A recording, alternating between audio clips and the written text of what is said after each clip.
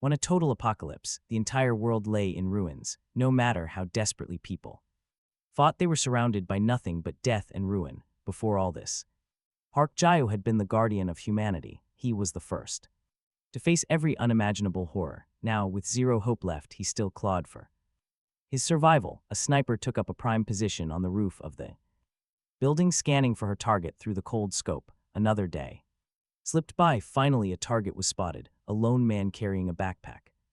The sniper pulled the trigger. Down he went, but thanks to everything Park Jae had survived, he was somehow still breathing, even in this hell. A chat notification popped up on his laptop screen. He honestly did not care anymore. How the world ended, his own struggle, that deserved to be written in a book. He had to keep living. He had to fight with everything he had. Rewind a bit. Seoul, South Korea. The city used to be a thriving, buzzing metropolis until the sky suddenly split open. D-Day had arrived. Foreign nuclear strikes slammed directly into the heart of Seoul. We could talk all day about the chaos when things went south, but let us go back 3 years. Before the nuclear war even began, back then, Park Jae was actively preparing for what was coming. Wild rumors were spreading everywhere that humanity was on the absolute brink of collapse. The eccentric tech billionaire Elon Musk was releasing scary warnings. Naturally, the global elites started panicking and worrying behind closed doors. Ordinary people, convinced the end was nigh, were ready to do anything to escape the looming catastrophe. Our guy Park Jae was one of them. First, he sold off all his assets. Then, he started greedily devouring any survival guide or info that could keep him alive. Very first priority on his list was finding a spot for a bunker. Park Jae spent days scanning maps, hunting for a location with 3 major criteria. It needed to be isolated, a place nobody would wander into even during a crisis, yet still close enough to the capital. Second, the terrain had to offer a strategic defensive advantage. Finally, the price, everything had to fit perfectly within his tight budget. Eventually, Park Jae tracked down the ideal spot, a deserted forest strip near an air base on Seoul outskirts. But then a local elder showed up, asking the young man if he was from Seoul. Since they were going to be neighbors, they might as well get along. Park Jae did not know his full name, only that his surname was Kim. He owned the land nearby. Old Man Kim. Once the perfect spot was locked in, it was time to start building. Park Jae hired some local construction workers. Showing them the heavy machinery, he assured them everything they needed was already on site. He even offered to roll up his sleeves and labor alongside them. Naturally, the crew did not want their client getting in the way, but a small bribe quickly smoothed things over. Some liquor and tasty food got them on his side. Then, landlord Kim marched over, waving his shovel and demanding to know what was going on. Constant noise and drinking. Do they even have permits for this? Park Jae wondered if this was just typical rural territorialism. He did not know of any other explanation. Ultimately, the crew just ignored him. Nobody paid attention to the old man, not until the foreman snapped. He yelled at Kim, asking if he had finally lost his mind or just wanted to die. In protest, the old man blocked the heavy machinery by laying in the dirt. He refused to watch them ruin his land. From that moment on, the old man became a constant thorn in their side, interfering with everything they tried to do. The crew leader eventually lost it. Axe in hand, he swore he would end it. But Park Gu stepped in, grabbing his arm. Cool it, he warned. He promised to handle the old man himself, though Park Gu was no saint. His own patience was wearing thin. 950 days remained until D-Day. That evening, he visited the house. Approaching the old home, Park Gu saw a stranger's car parked outside. Inside, a man was yelling at Old Man Kim, saying there was nothing left to discuss. He demanded the land deed immediately, but the old man flatly refused to sign. The stranger snapped, asking why he was still living in this rotting trash heap. He grabbed the old man by his shirt, complaining that his sister got the best plot. He got nothing but a dilapidated shack in the middle of some rice fields. Shoving the old man back, he screamed that he had tolerated his toxic behavior for years. Why could his father not do one good thing before his life finally ended? The angry son swung his fist at him, demanding to know why he was silent. He barked at him to rewrite the deed. Right then, Park Gu coughed loudly. He spun around, shocked to see a stranger standing right there. Shoving the old man, he sneered, asking where this kid came from. The son stormed off, leaving a threat. If you do not sign the papers, I will burn this entire place down. The car sped away, leaving Park Gu on the porch with old man Kim. They sat on the wooden steps, and the old man offered him a cigarette. He asked if Park Gu had parents. They died in an accident, Park Gu replied. Park Gu asked why he refused to sell. After all, it was a massive area. Managing such a large plot all by himself was surely far too difficult. Kim sighed, explaining that the land he gave his daughter was once a useless wasteland. Back then, nobody knew a 10-lane highway would be built right over it. He looked at his fields, repeating that he could never leave this place. Every single inch held precious memories of his late wife, and he would not sell. The young protagonist still did not understand what had changed that quiet evening. But that short talk somehow opened the old man's guarded heart like a wide-open highway. Kim stopped interfering with the construction crew. 925 days remained. Time passed in absolute silence, and then the countdown hit 0, the end arrived. A blinding atomic blast tore through the sky, unleashing a devastating, deafening roar. The ground buckled, followed by a useless, belated siren screaming into the ruins. The old man ran to Park Gu, crying that his son lived in Seoul. He begged him to find his boy. Kim then hurried inside the completed bunker. Park Gu immediately jumped online, desperately searching for any active databases. Moments later, the young man walked over to Kim, his face incredibly pale. The records showed his son did not survive. A second wave was coming. They had to brace themselves. The bombs would hit the area very soon. Chaos would start everywhere, even the city center, so he warned the old man to stay inside. But old Kim refused to leave his home behind, simply thanking him for the warning. Right after the old man left, the phone rang. It was Kim Wang-soo, the builder. He had actually arrived at the bunker unannounced. Out there, survivors were already struggling. Desperate people clinging to life, completely surrounded by enemies.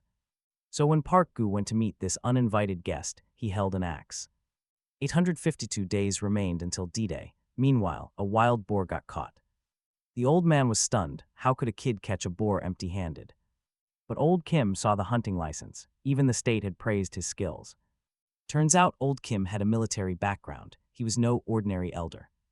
Having a rifle is great, but it won't save him from the coming apocalypse. Park Gu knew he had to keep watch, especially with the airbase nearby. That base housed both South Korean and United States military forces.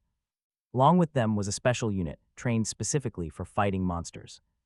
For our hero, this was the ultimate jackpot for high-grade weapons. His plan was dead simple. Once the war started, he would move. He would target the nearby base. An explosion there would cause massive chaos. Slipping into his hazmat gear, he could easily grab everything he wanted. But while he was planning, a golden opportunity came knocking.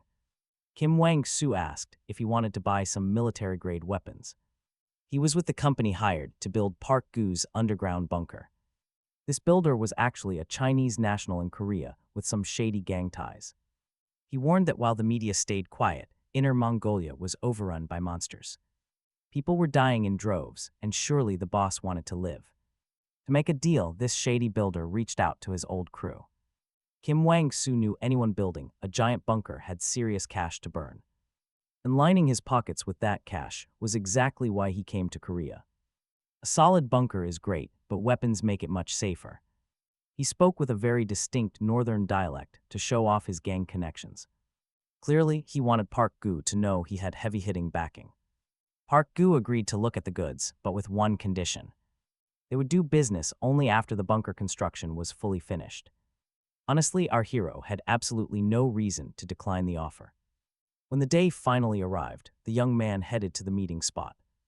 No way he goes in blind. He hired a detective first. Turns out Kim Wang-soo wasn't with Yambian. He belonged to the Shanghai Triad. The weapons he wanted to sell were actually stolen straight from their stash. But who cared? Our hero just wanted his hands on those guns. Kim Wang-soo assured him the shipment was close. They just had to wait. While they waited, the builder kept anxiously checking his glowing phone screen. He mentioned his 7-year-old daughter was constantly texting him for updates. Just then, a large truck rounded the corner. The deal was officially on. Inside were 3 military-grade rifles and 300 rounds of live ammunition. Park Gu inspected each gun carefully. They were clean, oiled, and fully functional. Definitely worth the risk. Kim Wang-soo smiled, knowing they both planned to survive. Park Kyu was all alone in the bunker, admitting that isolation could get pretty difficult. Sometimes things got tough. Did Kim Wang-soo actually want to help him out? The fat man laughed, saying that the boss decides his own path. Then Wanzu added that he thought this massive shelter was built for hosting guests instead. It seemed the boss preferred solitude. The merchant then chimed in to say that if the boss got bored, he could always contact them since he knew their spot. Kim Wang-soo promised to send the ammunition and magazines once he received the payment. But Park Kyu knew that Kim Wang-soo would probably come back to finish this. Sometimes being cruel is just unavoidable. Right then, his phone suddenly rang. Kim Wang-soo was already standing right outside the heavy entrance of the bunker. Park Kyu realized the greedy merchant desperately needed a safe place to hide. He also knew the layout and the exact location of this hidden shelter. As Kim Wang-soo approached the hatch, he quietly readied his sharp axe. But the tension was about to snap. Park Kyu calmly picked up the phone. Kim Wang-soo claimed he wanted to deliver the heavy package in person. He asked where he should leave it. In this grim situation, the young man saw a silver lining. Although the fat merchant was armed, he came alone. Park Kyu knew he had to eliminate this threat before things got worse. The clash was brief, ending with Kim Wang-soo taking a severe neck blow. Blood sprayed everywhere as the fat man desperately tried to cover the wound. He had never expected such ruthless speed from his quiet, former client. Was this kid some elite special forces operator or a hidden martial arts master? As all his strength drained away, Kim Wang-soo collapsed heavily to his knees. Slick with his own blood, he begged. Park Kyu said he could do nothing. Even if left alone, the merchant would bleed out in a matter of minutes. Kim Wang-soo weakly whispered that he should just get it over with quickly. The corrupt worker was completely broken. Then, the phone buzzed in his pocket. Park Kyu realized the man might not have arrived alone after all. He pulled out the buzzing device and stared at the glowing screen. The caller was his daughter, but time was ticking and he could not hesitate. Wasting time was not an option. It had been 29 days since the nuclear blast. Once the radiation levels dropped, the young prepper headed toward the military base. The airfield was completely deserted, and the massive hangar doors were left wide open. He felt like he had just discovered El Dorado. The weapon stockpile was massive. There was enough gear to equip an army. His calculated plan had actually succeeded. Outside lay scorched cars containing charred remains. He could not help but wonder what might have happened if he ran here first, or if they never met. Could the greedy merchant have survived this harsh wasteland to find his beloved daughter? That felt highly unlikely. In this dead world, not a single soul remained. The perimeter checkpoint was ruined. Suddenly, a broadcast from user 337 started. The creator announced that they would be crafting a simple felt doll today. He explained that his daughter loved them, starting with rolling small felt balls. This particular craft video was actually recorded right after the apocalyptic war began. Park Kyu painstakingly crafted the little doll following the precise steps. This clip came from an online community that predicted the end times. The end of the world, long live the apocalypse. Elon Musk, a prominent tech entrepreneur, launched his Galaxy-Link satellite into orbit. That is why, even after the nuclear war, the internet still works, a man on the screen explains. Once again, that things will be hard at first, but eventually everything works out. It becomes second nature. In his bunker, Park Gu continues making a small doll. Thanks to technological advances, the few remaining survivors can still communicate with each other. An online tutorial shows him how to carefully trim down the protruding plastic. Soon the toy is complete. At moments like this, Park Gu finally feels at peace. Surviving does not seem so impossible anymore. Exactly 1 year has now passed since the nuclear blast. Although the bombs stopped falling, hostile forces have already captured the entire territory. The government has completely lost control of the situation. Life before the war is just a long-forgotten dream. Lately, there has been constant talk about desperate refugees, alongside grim reports of people who have not logged online for weeks. Whispers are turning into cold fear and hatred. Honestly, those fears are entirely justified. Park Gu blocks a user called Defender. This is the infamous player known as the Manhunter on the community forums. From the very start of the war, this Manhunter posted journals of his kills. He did not hunt people down for fun. His motive was far more practical. It was a warning. But when Park Gu unblocks him to check his latest activity, he realizes the killer has become totally addicted to the hunt. Anyone who constantly reads his posts ends up paranoid and hostile. Soon, Park Gu gets a system notification. Anonymous 337, another online toy maker, has not logged on for a very long time. 395 days have passed since the bombs. Winter is back at this point. The dead and inactive accounts vastly outnumber the living users online. Everyone has grown numb to the fact that people just vanish. No one ever knows when their turn will come, including Park Gu himself. The young man monitors his perimeter, scanning the snowy wasteland with his binoculars. The people in his sights look incredibly familiar. It is Director Hong and the laborers who helped build his underground bunker. They have turned to brutal looting and are paying their old clients a deadly visit. Park Gu decides that if guests have arrived, he will welcome them. Safe to say, these idiots are in for a nightmare. The raiders are not completely sure they have the right location, but Director Hong insists. He remembers the layout clearly. That young client was building a massive underground bunker, a perfect survival shelter. The armed thugs wonder why, though. The heavy entrance is left wide open. Perhaps another gang beat them to it. Or a trap. Either way, they must move carefully. Too armed raiders use a heavy ballistic shield to push deep inside the facility. Immediately they see valuable crates of untouched cigarettes. The looters think they have hit the ultimate jackpot, but one of them admits he has a bad feeling, like they are being lured inside. His friends waiting back at the entrance ask how things look. The vanguard replies that everything is perfectly fine. Director Hong orders them to clear the entire area.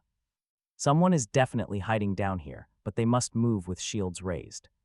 Just then Park Gu drops down from above, slamming directly onto the two invaders. One is crushed instantly. The survivor panics, firing wildly. Into the dark, Park Gu slams the second gunman to the floor. Ground, swinging his axe down. The bandit begged for mercy, but Park Gu ended him right there. That was one more looter down. Now, Park Gu figured there were only 3 of them left. Outside, the gang leader warned his men not to push forward just yet. They needed updates first. Going in blind meant getting hurt, so they planned to flush him out with tear gas. Park Gu admitted that Director Hong still had his wits about him, which was why he led them, but plans rarely survive reality. And right now, these stupid thieves had just stepped straight onto Park Gu's home turf. Suddenly, the heavy shelter doors slammed shut behind the criminals, trapping them outside. This meant they had to locate the vents and smoke their target out. Director Hong smiled. He had personally designed this place with only one exit. They just needed to find the air vents and throw some tear gas inside.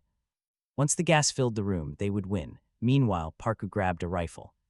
He snatched the gun off the table, fully aware that this was a lethal game. He honestly never expected dealing with common thieves to become such a massive headache. But here is the thing, Director Hong did not know everything. After the construction crew left, our hero secretly expanded the underground layout himself. Using his own expertise, he quietly dug out a completely hidden escape tunnel. Now these clueless thugs were walking straight into a deadly trap. Park Gu slipped out of the hidden passage, appearing directly behind the unsuspecting squad. Creeping up silently, he raised his weapon and aimed right at them. A loud crack suddenly echoed, and one bandit dropped into the snow with a clean headshot. He fired again, dropping another instantly. Park Gu then stepped out from his hiding spot. Keeping his gun raised, he coldly asked how many of them were left. Terrified, Hong threw his hands up in surrender as Park Gu slowly closed in. Finger on the trigger, he listened as Hong confessed there were 5 total. Park Gu ordered him to load the bodies, but then noticed a bloody toy. It lay in the truck bed, looking exactly like a doll he had crafted. Instantly enraged, Park Gu smashed the butt of his rifle right into Hong's face. He spat out a question, "What did you do to the owner of this doll?" Holding his bloody nose, Hong swore they did not lay a finger on anyone. He claimed there was just one old man, already dead when they arrived. They had simply cleared out the bunker. Hearing this, Park Gu demanded to be taken there. The destination was surprisingly close, taking them less than 30 minutes to reach. Arriving at the scene, our hero recognized the structure at first glance. It was the bunker from that video. Anonymous 337, Hong announced their arrival. Park Gu wondered how the Shadow Hunter had breached this secure facility. The legendary Manhunter, Defender, this was definitely his clean work. Soon after, Defender sent a report confirming he had crushed 2 more bugs. Even though deep winter had set in, pests were still crawling around. Why had they not frozen yet? Parku knew the corpses held the answers. Sometimes dead bodies tell a far deeper story than the living ever could. Drawing on memories from his past life, he knew corpses left clues. They show the exact environment and terror the victim faced before dying. The angle of the blade, the wounds, and even the killer's habit. Everything leaves a trace behind, and there were plenty of secrets here. Every killer leaves a pattern, and traces are always left behind. Studying the cold bodies left behind on the battlefield always reveals many hidden secrets and clues. This shows how the killer felt about the death of their victims. With hands raised in the air, Hong pleaded that he had done everything. He begged them to let him go, but Parku simply stared and pointed his machine gun. Hong repeated his plea, would they not just let him go now? He insisted that he had very good reasons, claiming he did absolutely everything for his young kids. Without his guidance, those poor children would not survive long in this harsh world. Surely the young man did not want innocent children starving, but Parku felt absolutely nothing. He explained there was a slight misunderstanding, as he never spares a looter. Especially one who knows his home. He had heard these excuses many times. Soon another lifeless body lay still in the cold shelter, and our hero was finally outside. He had stayed underground so long that he missed the fresh air. A brief break from the constant cold and terror was absolutely necessary now. Standing under the warm sunlight, he felt peaceful, but peace in this world is always expensive. Right on cue, a hostile drone appeared overhead, keeping a close eye on him. On the online forums, some users posted warning messages about seeing a strange flying object. Now, some ruthless intruders were actively trying to breach his bunker with a blowtorch. The poster mentioned he was hiding in a southern high-rise building with no defenses left. If things went south and there was no escape, he was ready to blow everything up. This terrifying post about active looters quickly gained massive attention online. These bandits were becoming far more clever and ruthless by the day. They could even be lurking inside the Long Live the Apocalypse chat room right now. In this cruel reality, sharing survival tips could easily get someone killed. Every survivor understood they had to fight for their lives. Soon, group survival became the most popular strategy. But our hero completely disagreed with this group mentality. Sure, a group might win a battle or two, but human greed always ruins everything in the end. Big crowds are simply easier to spot, making them prime targets for stronger factions. Fighting should always be a last resort, as absolute stealth is the real key to survival. Remaining completely hidden was his best bet, and his current spot was absolutely perfect. The area was so desolate that scavengers had absolutely no reason to come here. On top of that, a pack of highly aggressive and mutated wild dogs had recently settled nearby. Anyone foolish enough to wander into this territory would face a swift and brutal end. Rumor had it that highly dangerous radioactive ghouls were starting to invade the nearby town. The lone survivor was currently picking them off with a powerful sniper rifle from a tall building. Meanwhile, a ruthless bandit leader was using high-tech drones to hunt down the bunker hermit. He was absolutely determined to find this mysterious survivor who was hidden somewhere deep within the wastes. Where could anyone possibly hide in these empty barrens? The boss demanded answers. He snarled at his associates, demanding to know if they had searched thoroughly. One lackey quickly replied that they had already searched every single square inch. Without launching their search drone, finding him in this massive wasteland would be completely impossible. The boss refused to head back to the city empty-handed. He wanted him dead. Suddenly, their high-tech drone spotted an armed woman wandering around the dangerous ruins. Looking closely at the screen, the heavy bandit noted her gear made her look like an American soldier. Capturing her would be a much better prize than hunting some lonely hermit. Mutated dogs attack, no escape. A pack of wild beasts ambushes the trapped looters. Move it, the heavy-set boss screams at his driver to escape immediately. What about the others? The driver asks, but the boss does not care.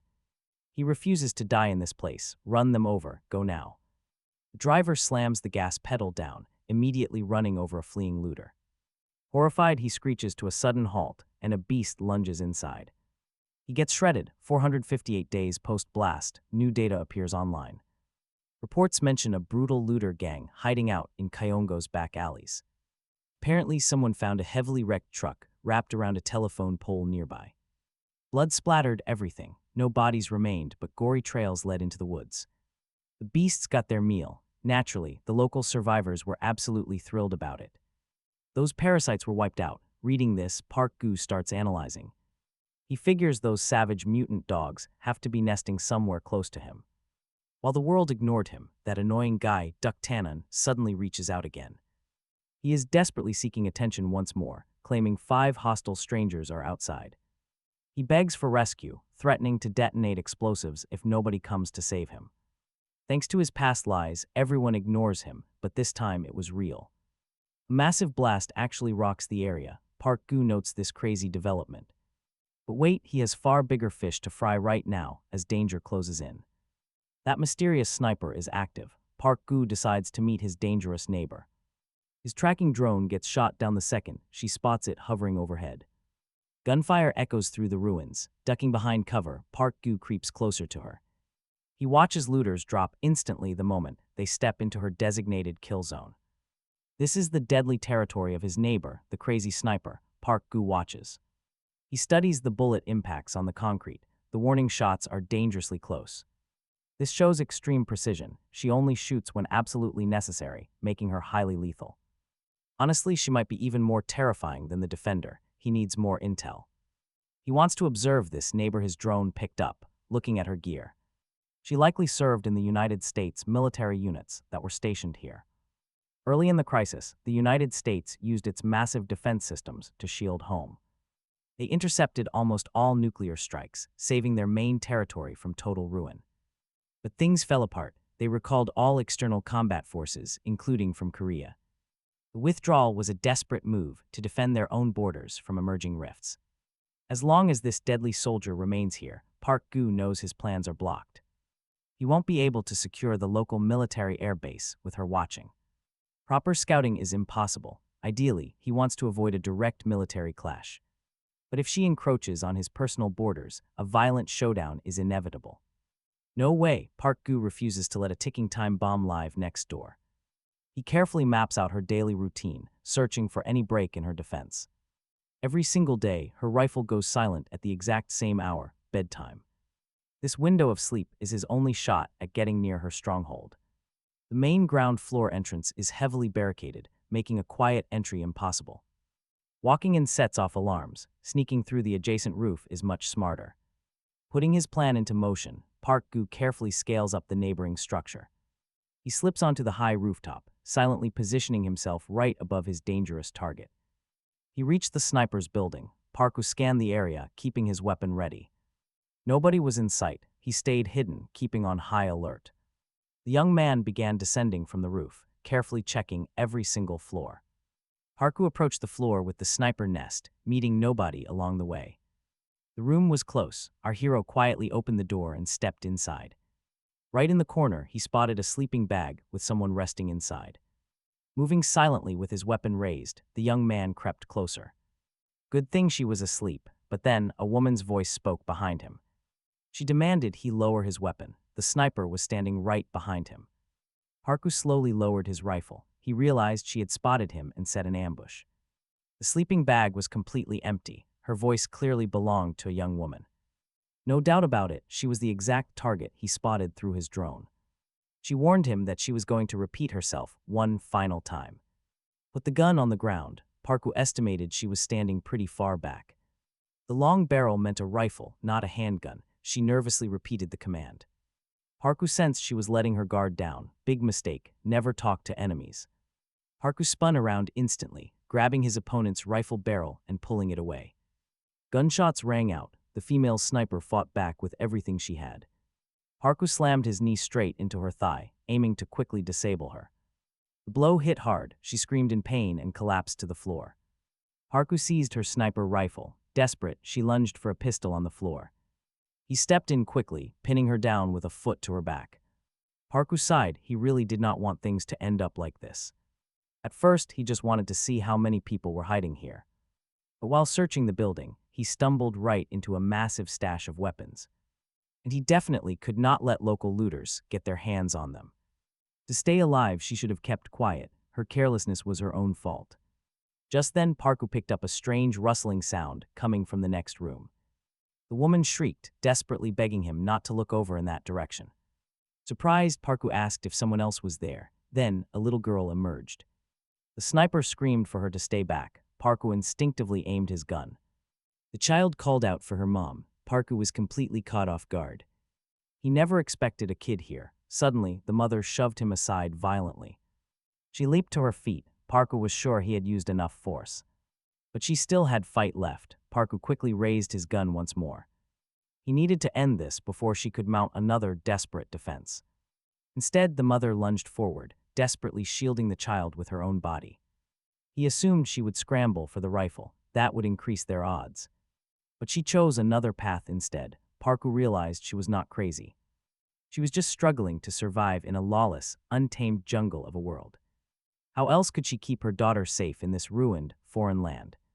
She had to pull the trigger at the first hint of danger. She turned and glared at him, raising her gun. Parku kicked the weapon right out of her. Hands pointing away, Parku declared that all the land on that side was his. They should not cross that boundary, otherwise he would be forced to shoot. Open fire, Parku warned that the woman needed to stay back and protect the child. The young man hoped this American woman would understand him. The girl suddenly asked in Korean if he had any medicine. The woman had a nasty wound on her leg, explaining why she moved so slowly. Parku handed her antibiotics and anti-inflammatory pills, hoping it would help. He offered them as an apology for his sudden intrusion. But she did not care about apologies. She only wanted heavy drugs. It made sense. In a hellscape like this, anyone would crave an escape. Parku warned that drugs were no miracle cure, and they rarely truly helped. He turned to the little girl, asking if she spoke any Korean. From that day on, our main character began supporting the sniper and her kid. He regularly dropped off painkillers and milk at a secret meeting spot. One day, while scanning the area, he noticed the gunfire getting way louder. The constant shooting was intense, but it did not sound like a normal firefight. It became painfully clear that the sniper was finally reaching her breaking point. She was not targeting real enemies anymore, just battling the demons in her head. Suddenly, Parku spotted a flickering light coming from her dark hideout.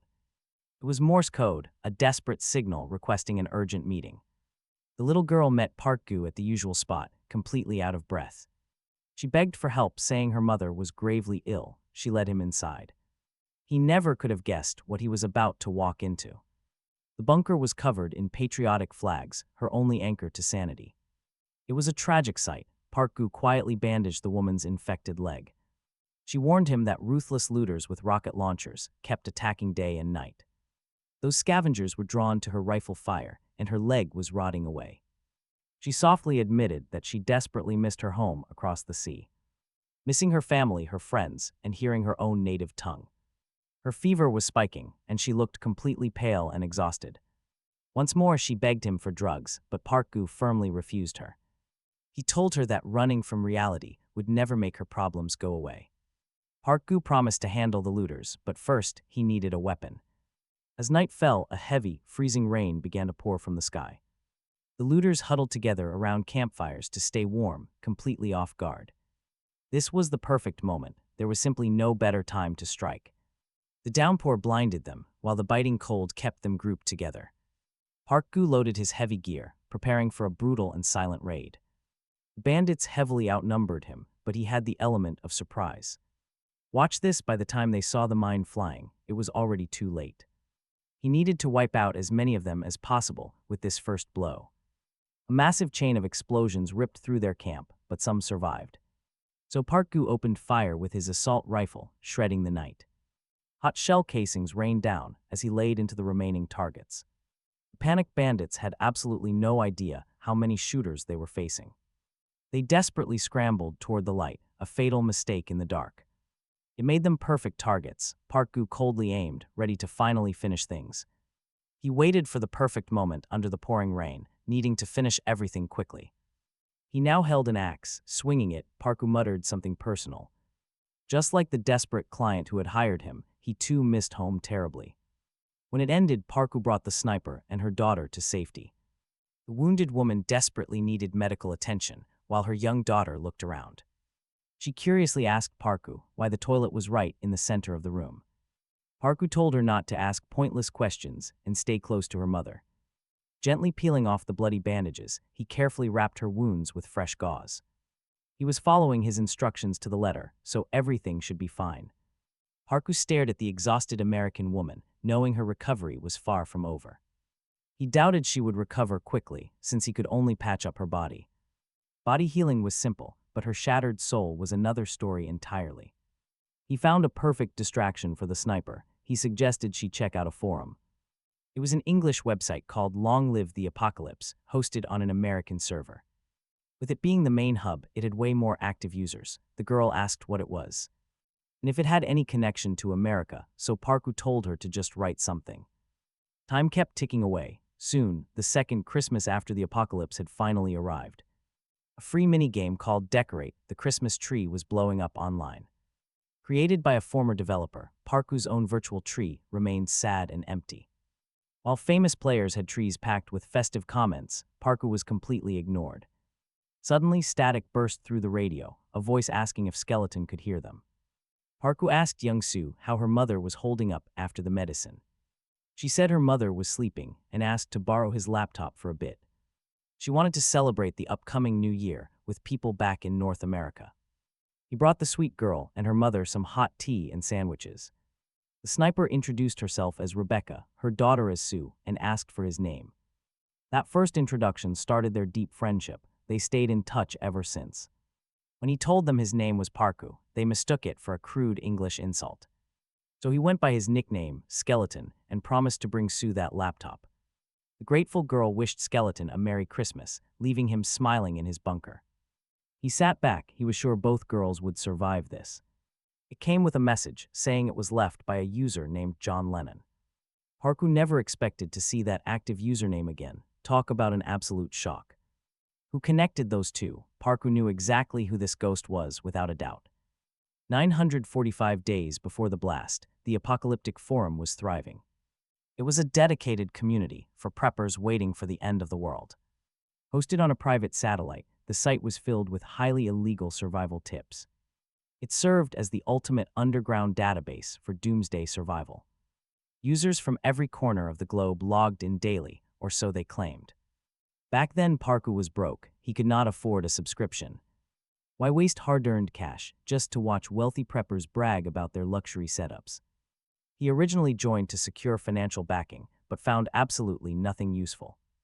Ultimately, he decided it was safer to invest all his money into a bunker. Yet one specific post caught his eye, written by John Lennon. It detailed how decoy bunkers were crucial for surviving long-term scenarios. In tactical survival, the massive strategic advantage of fake bunkers is huge. You can connect them to the main bunker for scouting and observation. Their main job is simply to totally mislead hostile attackers. They should be mined. If enemies take them, blow them up easily. You eliminate everyone with one click. John Lennon wrote incredibly thoughtful articles. His philosophy closely matched our heroes, but John was way more creative. What does this guy actually do? Suddenly, a brand new star appeared online. Naturally, everyone wanted to know more about this mysterious person. John Lennon eventually responded to the forum by posting his official ID. He was a hunter. About 10 years ago, strange rifts appeared globally. People called them fractures. Soon, terrifying creatures emerged from them. These beasts, now known as monsters, poured out, deeply worrying every nation. They scrambled to form combat teams, which birthed the first hunters. These warriors fought back. Then, scouts reported a massive beast was spotted. Invasion was imminent. The true identities of elite hunters are kept secret. Each is a master soldier, hardened by brutal combat and training. Parku looked at John Lennon's license and realized he was not elite. Still, showing his license only made him more famous on the forum. He possessed deep, practical knowledge. The hunter certificate changed everything. It gave him total credibility, making him a household name online. He became the most popular and influential figure on the forum. But fame brings enemies. Soon, jealous haters began attacking him. They launched furious attacks, but they had absolutely zero proof. Their insults did not scratch his solid reputation. He was completely clean. Parku assumed that a master like John would just ignore them. But John did reply, and honestly, nobody expected this kind of response. The forum was completely baffled. Why risk his reputation over nonsense? Maybe he just wanted attention. The response was incredibly cold. The truth slipped out. he was actually D rank, the absolute lowest tier. He should have stuck to writing guides. He totally ruined everything. All with this single reveal, but John did not stop. A fan meetup was planned. He wanted to face his haters face to face, 600 days before the huge explosion. A small group gathered at a cozy local restaurant. The man introduced himself as Kyuseng-ho, though online he was John Lennon. He was thrilled. Exactly 10 people actually showed up for the meeting. Including our hero, Kyuseng-ho ordered tons of pork belly but warned everyone that he could not eat a single bite because he was on a strict diet. He kept insisting, but the very second that food arrived, he furiously attacked the meat and downed beers. It looked like he had not eaten for days or wanted his complete money's worth. Watching this, two wealthy, middle-aged men quietly walked out. Disappointed by his behavior, Kyuseng-ho then declared that a massive war would erupt soon, likely started by China due to severe internal military divisions. One rogue division was rebelling, completely ignoring orders from above. It was basic news. Anyone even slightly interested in politics already knew it. In fact, all of his big intel was at least 6 months out of date. John Lennon asked Park Jae-woo how his bunker construction was going. Park Jae-woo replied that he was running into fresh issues daily. Specifically, he couldn't find anyone to manufacture proper fuel tanks. Kyuseng-ho mentioned hearing of a potential company, but couldn't recall details. No surprise there, Park Jae-woo didn't expect anything from him anyway. After all, he lacked the knowledge or contacts to be of help. Yet to his absolute surprise, the guy volunteered to research the matter. Park Jae-woo agreed, mumbling about the 6 degrees of separation rule. Kyuseng-ho grabbed his phone to dial an old contact right then. He asked his boss for a firm that dealt with heavy-duty fuel tanks. Thanks to that random connection, Park Jae-woo finally got his bunker completely operational. Despite a terrible first impression, Kyuseng-ho was actually proving to be quite useful. The man was an absolute master networker. Meanwhile, only 400 days remained. Their prepper meetings kept growing. With 80 attendees showing up, crowds grew, but John Lennon kept spouting absolute nonsense. Park Jae-woo decided he wouldn't attend any more of those gatherings, but then John Lennon asked Park Jae-woo to step outside. What did he want? John Lennon bluntly asked if he was a hunter. He added that he felt a weird sense of familiarity. Park Jae-woo went to speak, but Kyuseng-ho was already walking away. Some people approached him asking where he had been. TV reporters were searching for him, and his friends insisted they head inside since the cameras were waiting. There were bigger things to do right now, but Kyuseng-ho stayed, convinced that Park Jae-woo looked familiar. Our hero realized this was their last face-to-face meeting. Soon, John Lennon became a massive star, appearing on endless broadcasts to cement his position. He stood as the proud leader of the Apocalypse Club, playing the doomsday expert on television. Eventually, he even started giving lectures. The man fully monetized his reputation as a professional doomsday salesman. Kyuseng-ho even began offering expensive, private consultations to wealthy elites. He wasn't just riding the hype wave, he was milk-drying it. His launchpad was his online community, where crazed forum users worshipped him like a god. He relished their blind devotion, convinced they would follow him like sheep. But that arrogant assumption was precisely what triggered Kyuseng-ho's absolute ruin. Game over. An army of online detectives immediately began digging. These internet sleuths were vicious, and the John Lennon bubble quickly burst. Honestly, who didn't see that coming? Park Jae-woo was just annoyed seeing him everywhere, so he was glad it finally ended this way. He fell fast. Anonymous keyboard warriors only made things worse, and he didn't even attempt to defend his name against their criticisms.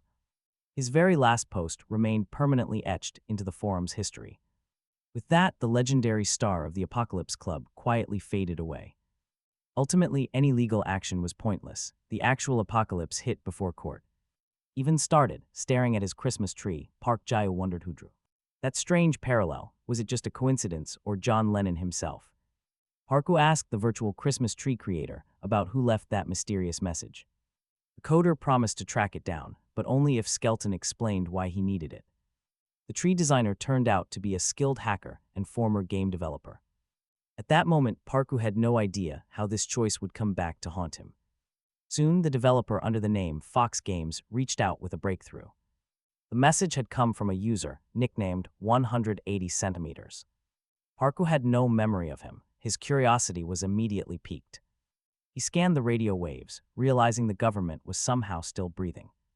The old bureaucracy was still alive, so Parku started packing. He stuffed 3 days of food and water into a bag, along with weapons for self-defense. Relying on them was foolish, but they still had their uses.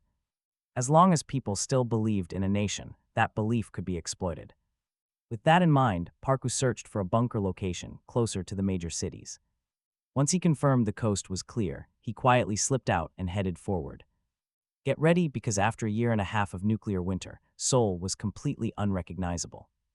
The long trek to the capital was entirely empty, showing nothing but desolate ruins. Yet actually seeing the massive metropolis triggered a sudden wave of conflicting emotions. He deeply missed the vibrant city of the past, now buried under endless ash. Surrounded by ruins, imagining the city's former glory felt almost impossible. Sadness washed over him, mixed with a strange joy that he had survived intact. In this harsh new reality, Parku knew he could truly remain his own master. But as they neared the gates, starving, hollow-eyed refugees lined the dusty roads. Parku saw bodies stacked high in the dark alleys, waiting for the disposal teams. Weary cleanup crews were burning the remains on the spot to prevent disease. Inside, the National Crisis Management Agency was still operating, though in complete chaos.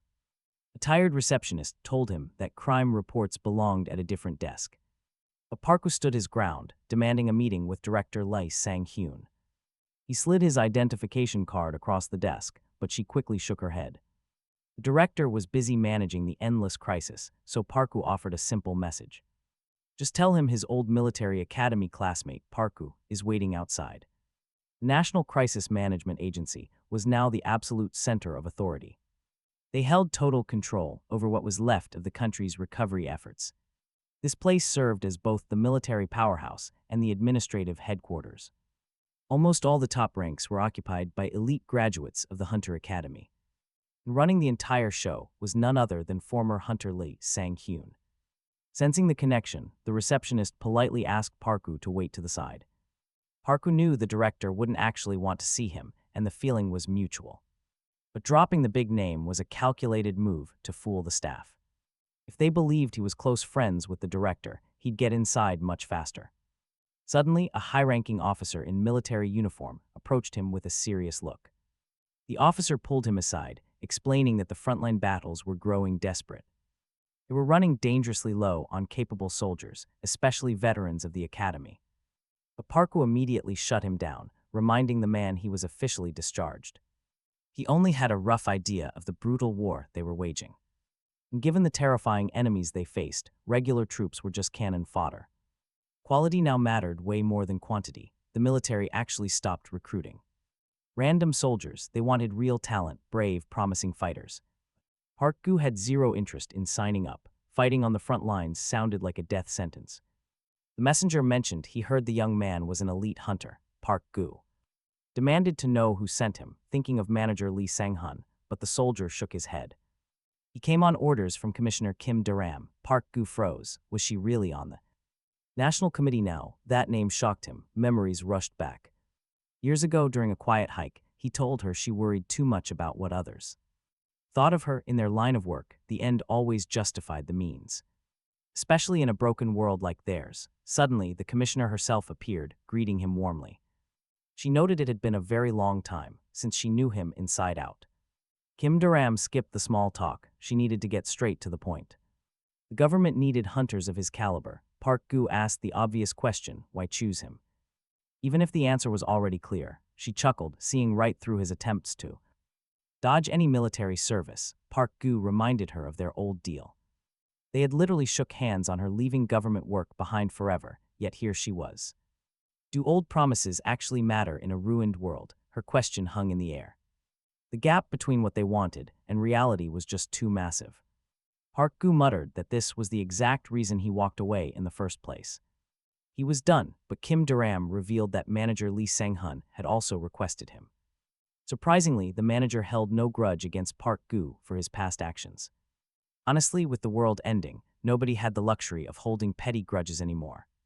Still, it was crazy how much things changed once Lee Sang-hyun climbed the ranks. Kim Daram brought him back to reality. Did he even understand what was happening? Out on the front lines daily, he quietly nodded. He couldn't ignore it even if he tried, and that was the tragic truth of it. She explained that Ki Panho's corporate group was preparing to hunt high-level monsters. They desperately needed expert backup, but they had absolutely no one left to turn to. Kim Duram wanted Park Gu to handle this mission. She promised to keep him off the front lines. As long as she was breathing, he was safe. Meanwhile, online forums were exploding, with desperate theories about what would happen to the elite if society collapsed completely. Rumors spread that a billionaire chairman had already retreated to a secret underground bunker. A massive, self-sustaining sanctuary complete with its very own golf course. Park Gu realized that with trillions in the bank, anyone would do the same. Who wouldn't abandon their hard-earned status and company just to stay alive? Abandoning everything to shield his family in a dying world was the only rational move left. It was the smart move. Most wealthy elites fled, but some chose to stay. The powerful Papoon group was one exception, and they requested a direct meeting with him. A month silently slipped by after their tense talk. A world-famous British architect designed the new skyscraper. But war abruptly halted the construction, leaving the massive tower half-finished and abandoned. Park Gu had to ride a freezing, exposed construction elevator all the way up to the 55th floor. Stepping off, he paused right outside the grand doors of the main conference room. Before the fall, only the absolute elite were ever allowed to step inside this room. He pushed the doors open, looked around, and realized that nothing here felt the same. Things had changed. An executive entered, but the elite chairman Chai kept his back turned. Panho didn't look up. The employee wore a prominent ID badge pinned to his chest. But honestly, what was the point of a corporate badge with zero electricity left? Were they even getting paid? An official approached our hero, asking if Park Gu was a hunter. He asked about his rank. Park Gu quickly replied that he was only D rank. He had been on a few raids, but he was never in charge. He knew nothing about rifts and had never even traveled outside Korea. Our hero just spun whatever lies came to mind to avoid the front lines. Besides, the old databases were gone. The recruiter took notes, saying he was done. He told the recruits to wait. Park Gu realized Kim Dam had already arranged everything. She had paved the way for their destination, leaving only a minor selection. This interview was just a formality. Suddenly, a young girl approached Park Gu. She had heard rumors about him being a hunter. He sensed fate moving again. She explained that a massive horde of undead had overrun their industrial complex. They tried to rally local forces in Papung, but they weren't fighters. They begged the committee for help. Sadly, most defenders had already died. The girl choked back tears, saying the entire struggle was completely useless. People were still throwing away their lives for a corporate brand. What does corporate loyalty even buy you in a broken, ruined world? Honestly, those people are insane. She added that her father was still trapped. She begged our hunter for help. Her father's name is Kai Chung-soo. He is the chief subcontractor representative whom the rescue squad is visiting. Reports claim he is still alive, and she promised to repay him handsomely. She begged him to bring her father back safely. Suddenly, the recruitment official called. He ordered Hunter Park Gu to follow him. Our hero stepped forward. He took her father's business card, warning her that he could make no promises. Hunters are not gods, a harsh reality that civilians often struggle to grasp. Local economy is so fragile now. Without active waterways, it simply dies. Without these crucial trade waterways, the nation's entire economy would collapse. A few powerful conglomerates are holding out, but their doom is inevitable. Hapung is no exception, but their secret factory weapons are absolutely wild. We are talking modernized third-generation tanks and heavy artillery, absolutely insane firepower. That is what happens when a wealthy corporate tycoon builds his own army. The lead officer welcomed Park Gu, saying he arrived just in time. The officer introduced himself as Park Sang-min, an active committee leader. As a highly decorated former hunter, he was consulting on the mission. Park Gu silently noted how remarkably young this committee member was. Our hero remembered hearing rumors about how well-retired hunters were treated. They basically received elite status. Meanwhile, the briefing was beginning. An analyst pointed to the map, reporting over 1,000 active zombies. Even worse, the entire rescue operation had been delayed a month. But new intelligence suggested the infected had a strictly limited lifespan. Without fresh prey to consume, they would naturally starve very quickly. They could only last 30 days, Park Sang-min noted the timing. Right now, most zombies are either already dead or rotting away. Mindless zombies and necromancers were no threat. They could easily be crushed by a single armored vehicle. Everyone present stared at the chairman of the Hapan Group, J. Panho, waiting for his thoughts. The chairman calmly replied that if this issue is resolved quickly, he has no objections. Now watch Park Gu. Noticed how confidently Park Sang-min had presented his strategy against the zombies. Pitching a solid plan, even they believed him. Especially with his confident attitude. Then Park Sang-min asked what the hunter from the National Committee thought of his idea. Our hero spoke up to say, the entire plan was a massive mistake. First, zombies do not starve to death, but enter suspended animation. Movement stops, their metabolism almost completely freezes. Sure, if they never find food, they eventually die. But fresh human flesh is constantly being fed to this complex. Because of that, they need a completely different strategy. Honestly, our hero did not care if a bad plan got everyone killed. However, this could easily become his problem, so he decided to draw a line. He just wanted a quiet, peaceful life in seclusion. He also strongly opposed the plan to use the military transporter. Zombies have an incredibly sharp sense of smell, so if they activate it, those monsters will swarm them. Park Gu added that he did not understand why they should deploy all combat forces at once. Instead, the hunter suggested a small squad. Park Sang-min snapped, ordering the representative of the National Committee to shut his mouth. Our hero simply nodded, saying he understood. Apparently, Park Sang-min had read basic manuals for a reason, but battle outcomes depend 90% on solid planning. If the plan is terrible from the start, success is impossible. At this, Park Sang-min snapped, shouting that he would not tolerate this insolence. How dare this hunter treat a member of the National Committee with such disrespect? Park Gu replied that he did not care about opinions from useless people. He only addressed those whose decisions actually mattered. Then, Park Gu noticed a name tag reading Kai Chong-su on the chest of an older man. Walking right up to him, our hero quietly mentioned that his daughter had asked for help. Once given the signal, the man needed to run away immediately. Meanwhile, Park Sang-min successfully convinced his superiors to approve his crazy plan. Classic mistake. Now he is screaming into his radio about too many. Countless zombies were swarming them, rushing in from the neighboring residential complex. Those monsters had already flipped a heavy tank. Park Sang-min panicked, reporting that the horde was breaking through their machine guns. He screamed for the military to bring flamethrowers and any weapons they had left. Suddenly, Park Sang-min looked up in absolute horror. What on earth was that? They glared at the military advisor, who claimed the necromancers were harmless. These creatures were terrifying monsters, true enemies of all mankind. Run away, Park Gu warned them. Humanity simply cannot defeat such beasts. Later, the female commissioner thanked Park Gu for saving them, hoping this terrible disaster would finally force the stubborn chairman to tone down his massive ambitions. Soon after, a man named Kim Tramam requested a private meeting with Park Gu. Our hero simply asked what he wanted. Why did he even agree to meet him again? Everyone knew the high-ups were desperately searching for a replacement for the disgraced Park Sang-min. There was really no logical reason to attend, but looking back, we can assume that curiosity got the better of him. After all, everyone wanted to watch this massive conglomerate fall apart. The old chairman admitted he was incredibly flattered. The skilled hunter decided to show up, adding that he did some deep digging into the young man's history to prove rare talents like him are hard to find. Park Gu muttered the past was in the past, but the chairman insisted that united them.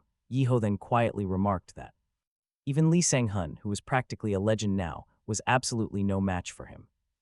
According to rumors, Yiho noted that Park Gu was on the same team as Kang Han-min and Nyoin, the famous modern-day rescuers. Hearing this, the old chairman promised to provide absolute backing if the hunter could somehow bring both of them back to the sky. Park Gu simply stood up from the table, stating he could only wish them luck. Before quickly taking his leave, Yiho then mentioned he was just an illegitimate child with zero chance of inheriting the corporate empire, yet he defied all odds anyway.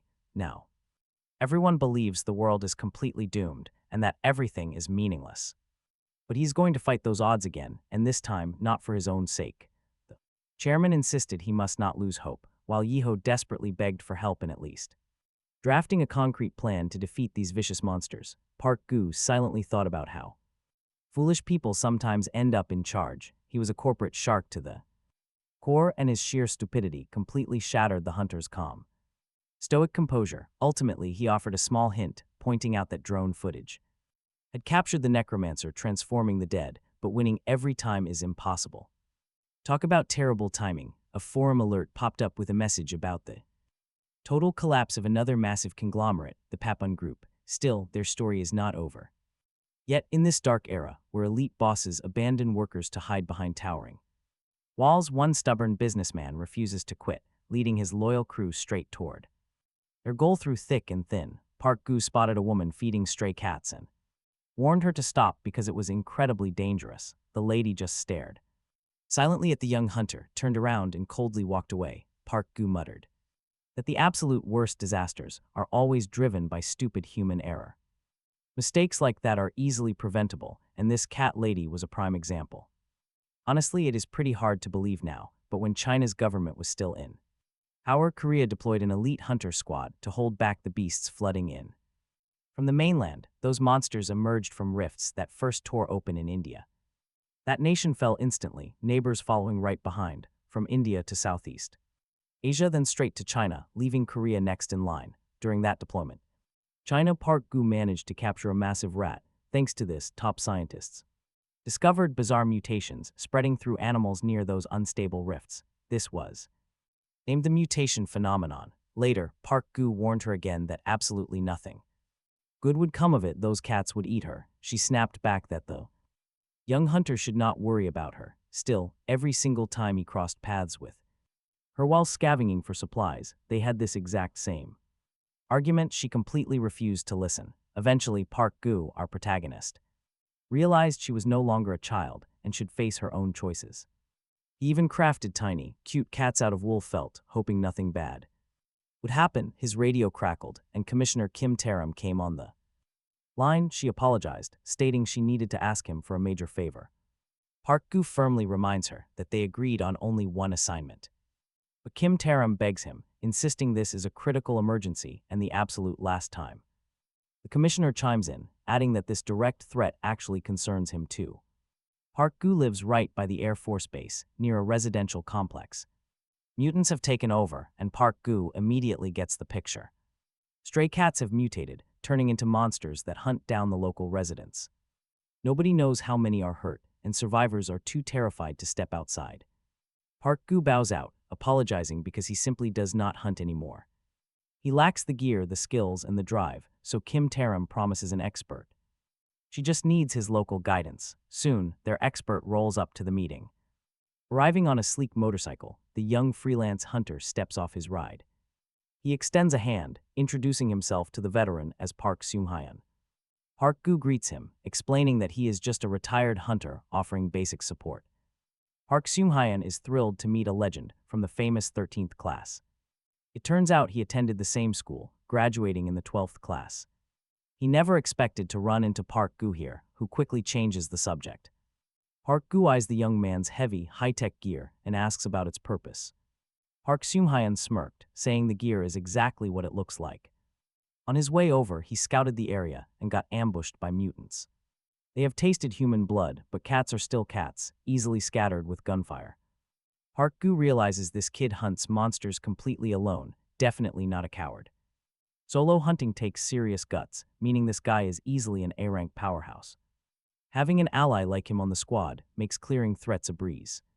The hunt begins, and Park Seung-hyun boasts that he could finish this alone. He cornered the beasts and prepared to blow them sky-high, but got interrupted.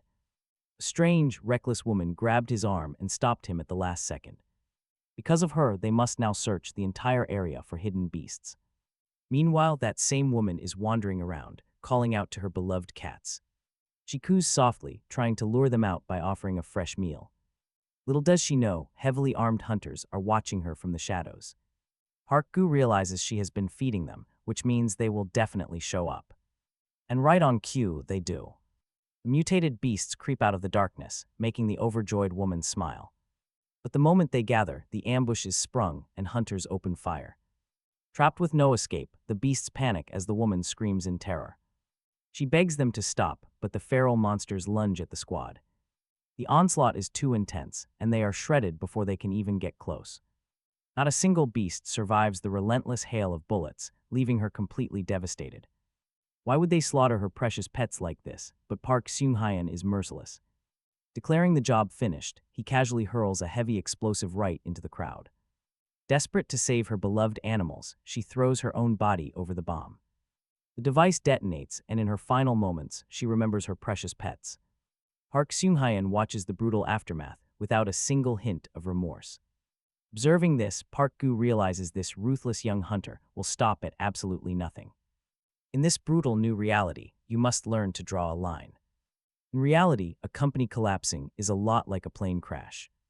Even when the engines die, the massive vessel still glides on pure inertia. Then it drops out of the sky, slamming hard into the earth. Watching that distant aircraft pass overhead, the young man realized he knew this pattern. The inevitable end was just arriving much faster than he ever could have guessed. Still, people always need some kind of distraction to survive. It is the only real cure for absolute exhaustion. For him, that meant the forum. Long live the apocalypse, he dug into his simple meal, finding it surprisingly delicious. Of course, that old online space had completely lost its original purpose. It was far too late to start prepping for a doomsday that already arrived. Besides, the worst of the disaster had actually passed a long time ago. In a world of total isolation, this community became a fragile sanctuary. Members just talked about their lives, searching for a tiny bit of peace. Honestly, the forum operated just like the old-school internet boards of the past. You could write your own posts, leave comments, and private message other survivors. Popular threads got upvotes. If a post gathered enough positive ratings, it was moved. It went straight to the Hall of Fame section, best of the forum. A user named Skeleton recently claimed a spot there. Paku also posted. He wrote about meeting Chairman Jip and Ho, keeping it sharp but brief. Turns out people still crave gossip about powerful elites, even in the ruins. That single post exploded. Right after, another massive announcement shook the entire community. It was details about a raffle, the 7th Lottery of Hope. They were handing out free tickets to anyone who wanted to participate. Handed out like food rations, the National Committee ran the whole thing. People could draw one ticket every 3 days at a designated station. It gave them a brief spark of hope amidst the grueling daily grind. Naturally, it became a massive hit. Lesser prizes included extra food rations. But for someone who had already hoarded survival gear, those items meant nothing. No, the real prize was the first-place reward, a golden ticket. A settlement voucher for a fully self-sustaining luxury residential complex. It had automated defenses, private power, and its own endless food supply. Honestly, it sounded like a high-tech fortress built for a corporate boss. You can probably guess what happened next: absolute chaos on the forums. Desperate survivors allowed themselves to dream until the lucky winner was revealed. The person went by the username M. Everyone called him M9 for short. Our hero actually met him once before. At some random gathering, this guy was just quietly grilling meat in a corner. His winning post got hit with a massive wave of intense reactions. The comments were a toxic mix of pure admiration and bitter jealousy. That sudden fortune seemed to go straight to his head. He completely changed, talking down to everyone on the forum with utter arrogance. Naturally, the community turned on him, but our main character had doubts. A complex like that would still require massive manual labor to run. How could the Energy Committee afford this, let alone give it away in a raffle? Something was off. He decided it was time to get in touch with Kim. Commissioner Kim Tram answered the radio call with sheer surprise, wondering what could have happened.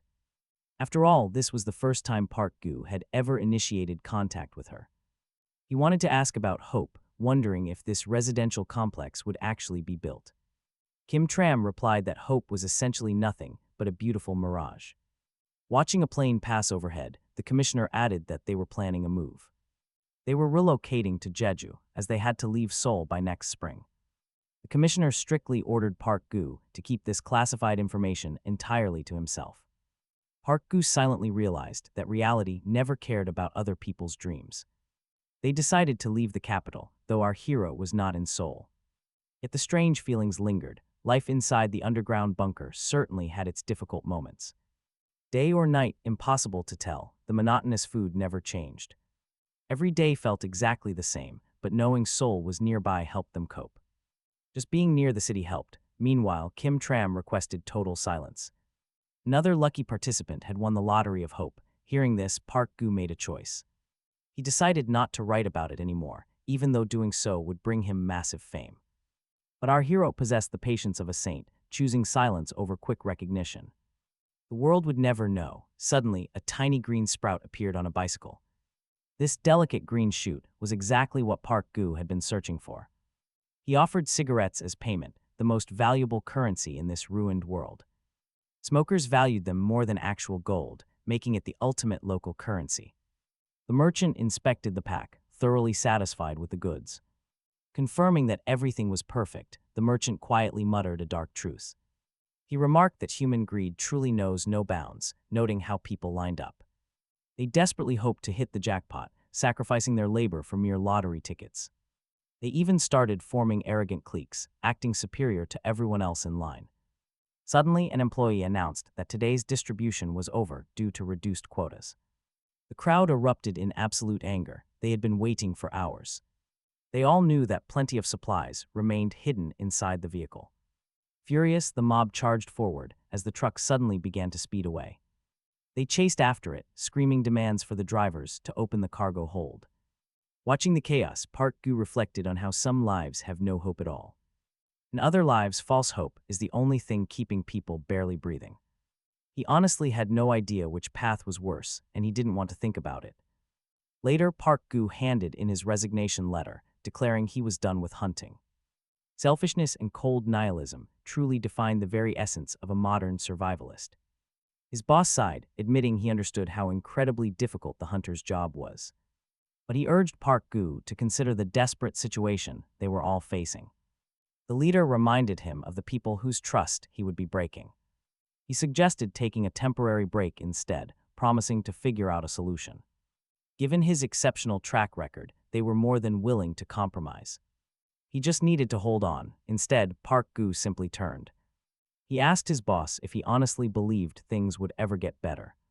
Deep down, any real soldier from the battlefield already knew the bitter end.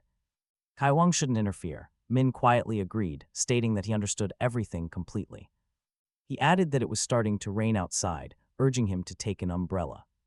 With him, Park Gu thanked him, promising to try his best to stay alive, ever since our hero abandoned his comrades. He has survived living like this inside a secure bunker, and survived. His brutal outlook on life never wavered. People die, and that's inevitable. Pure despair crushed him, surrounded by nothing but primal terror and total helplessness. That crushing feeling of hopeless dread never really faded. Now all his exhausting struggles are just desperate attempts to survive another day. Korea's very first rift had opened in Puju, a local tremor near the fissure usually pointed to only one thing: the imminent arrival of a colossal beast. The terrifying force of these giant specimens is like an unstoppable natural disaster. Fighting them is useless, and their only weakness is our planet's atmosphere. These massive creatures begin rotting and decaying.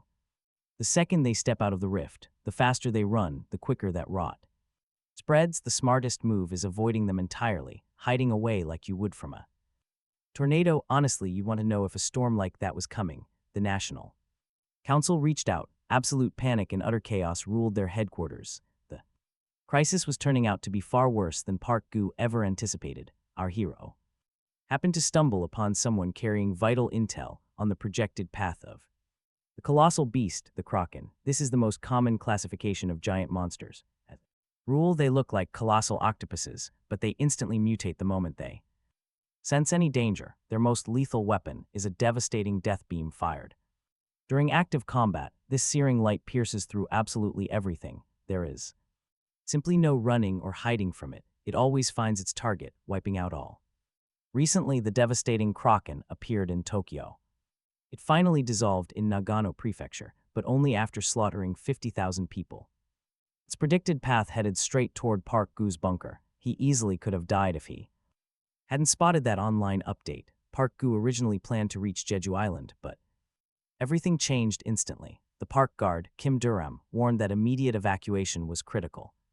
Due to the Kraken's approach, it was heading right for Park Gu's safe zone, meaning every second counted. Park Gu rushed back underground to pack up his vital survival gear. Deciding to help others online, he posted an urgent warning about the approaching monstrous threat, but get this, almost nobody was reading it. Why was no one reacting? Well, Park Gu knew his conscience was clear, and it was finally time to go. Just then, Sue pinged him, saying it had been forever since their last chat. She asked what Skeleton was up to, and he replied that her message couldn't have come at a better moment. Park Gu asked if they had a jeep, so her mother could pick him up for an emergency evacuation, but Sue explained their only vehicle was dead with a busted engine. Then she wondered if they could simply take shelter inside the building. Park Gu grimaced, knowing the high-rise where Sue and the sniper were holed up sat directly north, right where the Kraken was heading. Park Gu realized there was no saving them now. This was no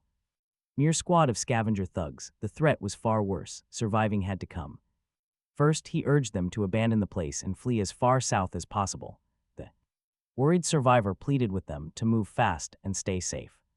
Sue quietly agreed. Park Gu knew that in a completely ruined world, sentimentality was an expensive luxury. Still, he found himself reaching back out to her, desperate to. He promised to arrive within 30 minutes, meaning they had to get ready immediately. Lately, vicious mutant dogs had been patrolling the ruins right between Parku and the sniper. The time was running out. Parku knew he had no choice but to force his way through. He grabbed whatever gear he could find, packing as much heat as his body could carry. Tearing down the road, he slammed on the gas while wild beasts chased after his vehicle. The steering wheel rattled violently, making it nearly impossible to line up a clean shot. He kept driving, thinning their numbers slightly as fresh beasts took their place. This is standard hunting squad protocol, where soldiers divide into 3 distinct classes. First, the support unit relies on heavy weapons to suppress the enemy. Then comes communications, the vital link between the rear and the front line. Finally, there are those who charge straight into the chaos under heavy cover fire. Guided by real-time tactical intel from comms, they are the main force. They call them the Vanguard. They are the ones trading blows with monsters up close. That was Parku's role, but right now he was completely on his own. No rescue was coming. In a situation this grim, survival comes down to split-second reactions.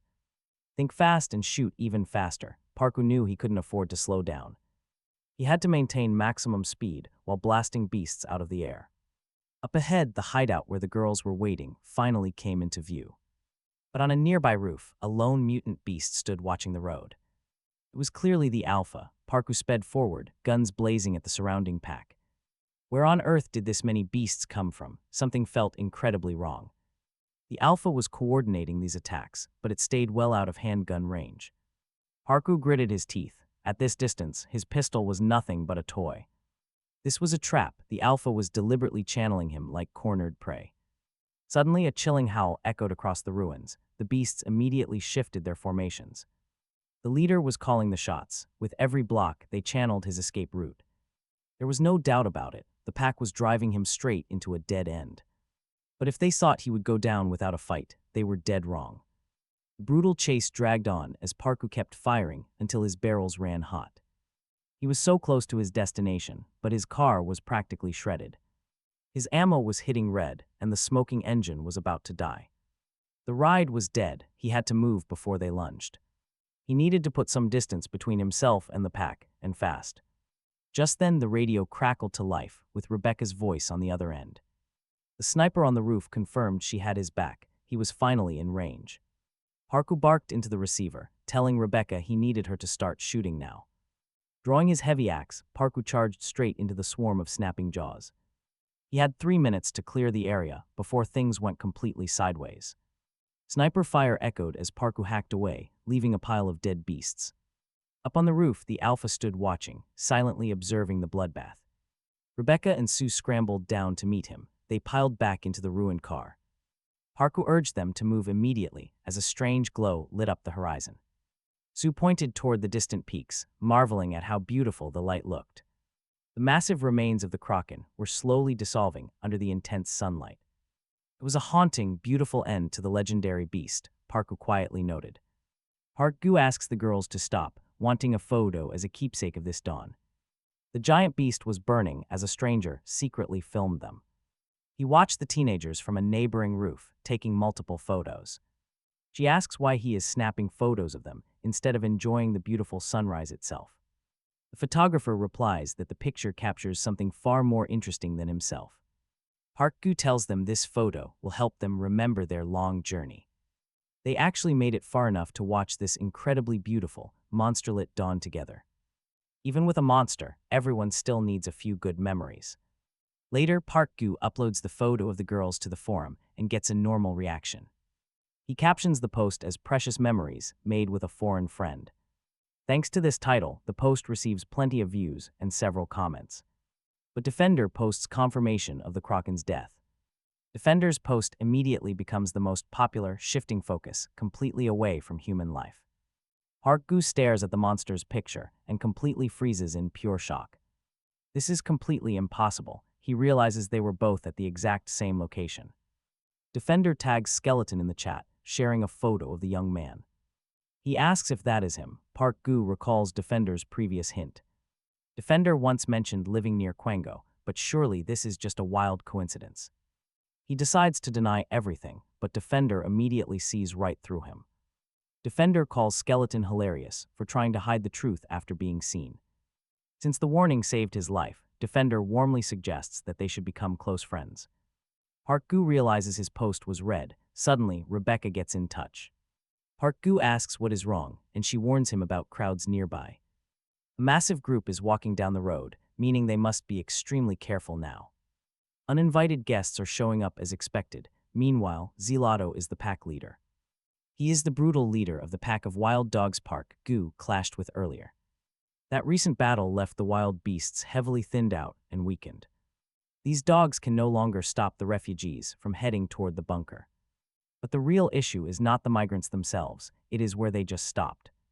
They set up camp right in front of the bunker's generator exhaust. Talk about the absolute worst luck, they chose the exact spot where the heart of the entire bunker breathes. That is the massive diesel generator, its own true lifeblood. Of Skeleton's base, it occupies a whole underground floor, generating massive power. It produces immense electricity, but it also releases a massive amount of hot exhaust fumes. Just like smoke from a roof chimney, shows everyone that someone is cooking hot food. Once the generator starts running and releasing fumes, the refugees will find the bunker. But if he turns the machine off, the very heart of the shelter stops. Without electricity, this underground facility completely ceases to be a safe, warm, and livable home. With summer heat approaching, all their stored food will rot and spoil. Every single one of his carefully laid plans for the future would be completely ruined. Looking at their basic weapons, they are not raiders yet, so he decides to negotiate. Hoping to settle this peacefully, Park-gu approaches them to claim private property. With a rifle in his hands, he calmly asks the group to leave. But a woman snaps back, shouting that land ownership does not mean anything to them anymore. The group's elder tells her to quiet down and addresses the young man directly. Fortunately, they were actually early explorers who still carried official pioneer licenses. The crumbling government crammed active citizens into major cities for recovery, dumping all the unneeded survivors straight into the dangerous outer suburbs as pioneer squads. But one city space completely vanished. The helpless population was banished to the outskirts, branded as pioneers instead of raiders. Tired of waiting, Park-gu gave these stubborn settlers exactly 3 days to leave. The group elders protested, claiming they had official authorization from the state. Park-gu raised his machine gun, reminding them that their precious state was long dead. Yet 3 days passed, and even on the 4th day, no one moved. Confronting them, Park-gu learned the real reason why they could not leave. The elder explained that they were forbidden from leaving without orders from headquarters. If they abandoned their post, their families would lose their vital food rations. A weeping woman begged Park-gu for mercy, pleading for their tragic survival. They were all discarded souls, abandoned by their families due to old age. Cast aside by the state, she promised they had no bad intentions and would live quietly. But inside the shelter, the oppressive air remained dark, hot, and damp. Annoyance flared within the protagonist, making him want to just slaughter them all. He quickly shook it off, knowing that massacring non-raiders was too cruel. With no easy choices, Park-gu turned to his online community for advice. He posted his dilemma, and soon a private message arrived from Defender. Defender warned him that these helpless settlers were simply future raiders. Once their food supplies ran out, who would they target first to survive? If Skeleton wanted to live, he had to strike first, a harsh logic he understood. Later, Parku met a user who correctly guessed Skeleton was around 40 years old. That uncanny guess made a real impression on him, the man explained. That spending so much time in digital forums naturally reshapes your entire personality. This unusually sensible user was Kyle Doze, who mentioned a discovery on the mountain. Intrigued, our hero headed out to investigate. Right beneath a tree sat a massive, mysterious white cylinder. Parku immediately assumed it was some kind of capsule. But in reality, it was a giant egg. He posted a photo online asking the forum if anyone recognized the object. The reply came back it was a monster egg. That shocking revelation sparked a wild idea. If the stubborn pioneer squad refused to move without orders, he simply had to terrify them into fleeing. And honestly, the trick he came up with was incredibly terrifying. To navigate the dangerous city faster, he contacted the National Committee by radio. Once they confirmed Skeleton's identification number, his secure route was cleared. The checkpoint guard knew he was close with the powerful Commissioner Kim Durham. Because of that connection, they waved him onto a safe, state-controlled highway. The official detour had paid off. The location Kyle Doze specified was Pachu. This infamous region was where South Korea's very first dimensional rift had opened. Now a massive capsule had materialized on a remote road just outside the city. Though elite hunters and military patrolled the rift, this arrival completely blindsided them. Parku demanded to see the egg immediately, knowing what its presence truly meant. The emergence of this capsule meant the area's collapse was already beginning. Soon it would be unlivable. Parku stepped forward. Holding an axe, Parku prepared to strike. Kyle anxiously asked if that mysterious egg was just too dangerous. Parku told him to back off. If he died, Kyle should just take his truck and escape. That was the backup plan, though Parku truly hoped it wouldn't come to that. Stepping closer to the egg, he knew nothing in this ruined world could be fully trusted. Gathering enough force to shatter the tough shell, he swung his heavy axe. But right before it hit, Parku forced his swing to a sudden halt. Gasping, Kyle asked what just happened. Parku replied that the egg was protected by a barrier. Specifically, a reflective dimensional shield that redirects attacks back at the attacker. This insane defense is precisely why normal humans stand zero chance against these monsters. But as long as the egg feels no threat, Parku assured him they were safe. Kyle anxiously questioned if some uncontrollable beast might hatch from it. Parku calmly replied that in that case, it would die. Kyle realized this guy was truly ruthless. It was clear that Skeleton was not someone to cross. Parku loaded the egg. He loaded the container into the truck. Kyle remarked that after finally meeting Skeleton in person, the man was nothing like he had envisioned. Parku smiled and asked what he had expected. Kyle admitted that on the forums, Skeleton always seemed like a bizarre, eccentric old man. He was notorious for attaching weird tags to posts. He loved low-level trolling, laughing whenever someone posted something incredibly foolish. With a wave, Parku declared he had business to attend to and prepared to drive off. He realized that since the world ended, this was his first real offline meeting. Meeting an internet buddy face-to-face actually felt like catching up with a nostalgic childhood friend. Driving back, Parku strategically dropped the monster egg capsule on a nearby highway near a shelter. Before long, local pioneers found the capsule and realized it was highly unusual. The object was even emitting an eerie glow. The leader immediately called headquarters. Reporting an unidentified artifact had been discovered right on their perimeter, he requested urgent instructions. A scout drone quickly confirmed the truth. This was indeed a dangerous, active monster egg. To avoid triggering it, they had to stop and evacuate the area immediately. Command cut off any protests. There was no time for questions. This was a direct order. They had to retreat. Watching from afar, Parku quietly celebrated his flawless scheme. Thanks to that egg, his territory was safe. A month later, peace returned. Parku had pulled off a brilliant move. The pioneers never returned. Meanwhile, Kim Dam kept sending his usual irritating requests.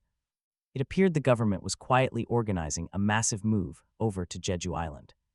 Since Jeju was silent, an online user named Defender posted a dark update. Seoul was in chaos, with major protests erupting against forced evacuations. The National Committee desperately tried to calm the public, promising complete safety. Reading this, Parku scoffed, wondering if the government only valued elite lives. At headquarters, Kim Dam warned the director to step back from the glass. It was dangerous, with protesters throwing stones at the glass. Looking out at the chaos, the director asked if that hunter, Park Gu, was still alive. He was former hunter Lee Sang-ho, now directing the crisis committee. Lee Sang-ho demanded they track down the kid to find out how long he planned to hide. The legendary hunter wanted real answers, pondering how this apocalypse first began. Years ago, the first rift tore open, sparking panic across global governments. Yet every single country showed massive hypocrisy, secretly trying to weaponize the anomaly. The anomaly for their own purposes. Soon, a massive research expedition set out to study the rift, but this only sped up the monster invasions, and humanity suffered devastating losses. Finally, they realized the true gravity of the situation and began training specialized military units called hunters. Park Gu was in the 13th class of the Guard at the Hunter Training Institute. His fellow cadets noted that Park Gu had held first place for 3 years straight. He focused only on slaughtering beasts, even training while he slept. That brutal lifestyle could break him one day. Suddenly, the radio crackled and Kim Duran called in. Park Gu asked if she wanted his help putting down the protests over in Seoul. But a different male voice broke in, asking if Park Gu left the capsule on 13th Road. It was Lee Sang-ho speaking. Our hero wondered how his old classmate could possibly know. They had trained together back at the academy. Lee Sang-ho pointed out that if a mysterious capsule showed up in an untouched area, someone had to put it there. It meant someone placed it. Why would Park Gu do that? What do you think would happen if the capsule ruptured and unleashed a monster? After all, that capsule was a makeshift portal. Lee Sang-ho decided to get straight to the point. The young man needed to go to Jeju Island. The academy director chimed in about an open instructor slot there and offered to recommend Park Gu, but he flatly refused, saying he preferred staying put. Lee Sang-ho argued they had no other choice. Because of a massive shortage of talent, Park Gu stood his ground, refusing to budge, and told them to find someone else. Lee Sang-ho warned him that the entire city would soon be in jeopardy. Park Gu simply had to survive. 1 year and 11 months. Fled since the major disaster. Park Gu planted crops in an overgrown, abandoned field. Now, a decent harvest of rice was thriving. Old man Kim told him that with some rice and a simple hoe, a man could survive the absolute harshest times. Every single grain had to be valued. Thanks to the old man's wisdom, he could feed himself fresh food for quite a while. Lately, wild rumors spread around the shelter that their defender was actually a girl. Catching a glimpse of her silhouette, Park Gu also guessed she was indeed female. Sure, pulling a trigger is easy, but dragging and chopping up heavy corpses alone is brutal. Can a lone woman really manage that? Park Gu doubted. Impossible, believing the rumor was a fluke. But honestly, would you believe that? He remembered his academy days, a classmate who always secured the very front seat, firing off sharp, straight-to-the-point questions. Lee Sang-ho, that guy was always fiercely competitive. Suddenly, static hissed from the radio again. Park Gu figured it had to be Kim Duran, but the devastating news came through. The academy director was dead. Park Gu wondered why it happened so abruptly. The voice on the line explained it was his own choice. He had left behind a final testament. Someone needed to take blame for the ruined state of the world. The caller asked if Park Gu would show up. At the funeral, he privately thought that honest, good-hearted people never lasted very long. A memorial altar stood inside the secure military hospital where Lee Sang-ho was recovering. But to reach Seoul, Park Gu had to travel down the road, holding that dangerous capsule. Just yesterday, a special patrol was sent to clear it, including several awakened fighters. Park Gu wondered why on earth they deployed elite, awakened units directly to this specific zone. Preparing for danger, he grabbed his pair of heavy combat axes from his previous military service. Arming himself with these massive weapons did not mean he was. Nothing was certain yet, but anything was possible. Park Gu decided he had to say goodbye to Lee Sang-ho. Packing up his gear, he set off to avoid the troops. He took a detour along the nearest trail. A guy on a motorcycle blocked the road, telling him he could not go any further. This was Park Seung-hyun, a freelance hunter working for the National Committee. When Park Gu mentioned he was heading to Seoul, Park Seung-hyun replied that the kid should just follow him. Other people were already handling the situation. These blue-eyed hunters carried a roaring tiger emblem on their chests, proving they were absolute pros. They belonged to a brand new breed of hunter that emerged 6 Years ago, this terrifying phenomenon first began when nearly one-third of our population was wiped out by monsters, the awakened. That was their term for people with monster-like powers. After deep research, scientists found a way to artificially trigger these abilities, actively recruiting them as official hunters. Because of this, old-school combatants were pushed completely off the battlefield. One of the awakened elite asked Park Seung-hyun who this guy was. He calmly replied that the kid was a retired hunter, which left the elite absolutely shocked. Why would a retired combatant sneak around dark forest paths instead of taking the main roads unless he was a criminal? Park Gu ignored the attitude and asked. The elite scoffed that he was hopeless, demanding to know his rank. Park Gu said 13th. The hunter sneered, noting that classes up to the 18th were barely even considered real seniors. Still, since the kid had basic training, he should know how lethal these monster capsules really could be. Why did he not just go home? Park Gu pointed at the capsule, asking if he could pass once he took care of it. The elite burst out laughing. Axe in hand, the crazy kid headed straight for the dangerous capsule. According to old military doctrine, his solo tactical options were extremely limited. Right now, he had to rely on raw, brutal close combat. Park Gu stepped up and started slamming his heavy axe against the capsule. The elites watched in absolute horror, wondering if this crazy bastard was actually going to wake the beast. With a loud crack, the seal broke, unleashing the nightmare trapped inside. Its terrifying face looked like a grim stone statue, a deadly necromancer, giving the beast zero chance to react. Park Gu instantly lunged forward with his axes. The monster could not deploy its defense shield at close range, but sharp spikes suddenly erupted from its wounded flesh to strike back. Our hero knew he had to take a massive risk and get even closer if he truly wanted to put this terrifying creature down for good. In seconds, the threat was neutralized. Park Gu looked back, asking the stunned elites why. They were standing there like frozen statues. They could clear the path now. The arrogant elite hunters were left utterly speechless. How on earth was this even possible? He cleared it solo without a single gun. Park Seung-hyun offered to drive Park Gu straight to his destination, and our hero hopped into the passenger seat. Park Gu insisted there was no need for a personal chauffeur, but the older hunter stubbornly insisted he wanted to. Besides, seeing him shut those arrogant elite snobs up was deeply satisfying. You see, the power levels of the awakened are strictly categorized.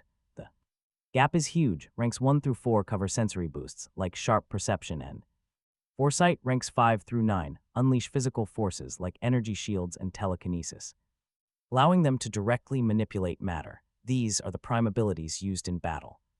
Abilities of the 10th rank and above are legendary, totally beyond humanity. An insurmountable species gap. Witnessing this left Park Seung-hyun deeply relieved. Park Jae put those punks in their place. Jae claimed he had it under control. Park Seung-hyun agreed that was possible, but noted Jae didn't actually do it. If the young hero had gotten hurt, his family would be in massive trouble. Back when he was solo, danger never bothered him. Now, things are different. His family relies on him. Regardless, Park Seung-hyun thanked the young man warmly. He hadn't felt this relieved in ages, but warned of a dark shift. With Lee Sang-ho dead, the old hunters are in extreme danger now. Caution was vital, but Park Jae insisted that it didn't concern him. Park Seung-hyun warned that when people shift blame, they become completely unpredictable. Especially in this decaying world where honor and nobility mean absolutely nothing. Later, Park Jae arrived at the memorial altar honoring Lee Sang-ho. He wondered why they chose such a remote, rugged location, hard to reach. The general explained that the massive evacuation plan was named in his honor.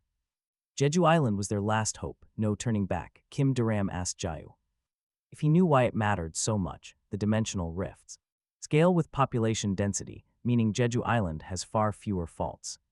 Geographically, it is much easier to defend. They plan to do something big, pooling all remaining national resources right there. But the dark reality is that everyone left behind gets abandoned. Lee Sang-ho would never have been able to carry this crushing burden alone.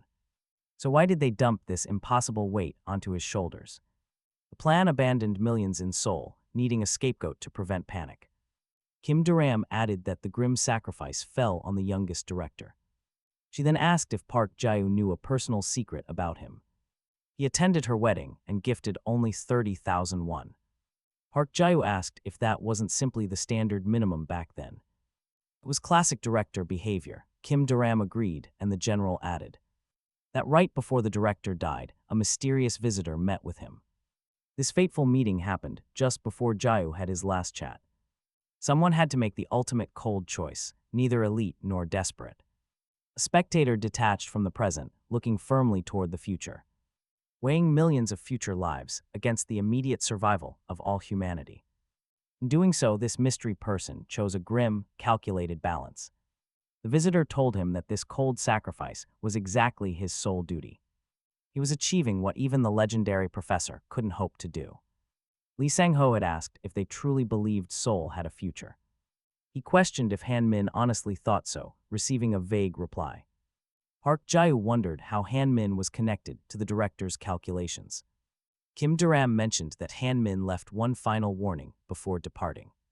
He warned that veteran hunters would not be welcome on the island. Lowering her eyes, Kim Daram quietly asked if Jayu had a spare bunker room. He looked at her in shock as the world threatened to collapse. Old memories flashed back of the days he visited his wounded comrades. The young hunter stood up and greeted his captain, admitting he only saw wounded comrades here. He insisted they leave the unit, but the captain had a far harsher perspective. To him, an incompetent ally was far more dangerous than any actual enemy. He had watched too many good, innocent soldiers die senselessly because of completely helpless weaklings. Such helpless, fighting-incapable hunters were a massive liability, and he was completely done with it. Preparing to leave, the commander told them to make their own choices. They had to exit voluntarily. Right then, Kim Taram burst into heavy tears. She sobbed that she simply could not take this agonizing and suffocating pressure any longer.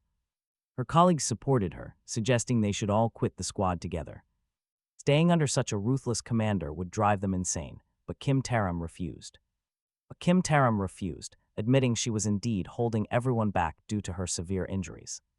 Standing just outside the doorway, the captain listened intently to her desperate words. She promised to clench her fists, endure the pain, and survive this ordeal.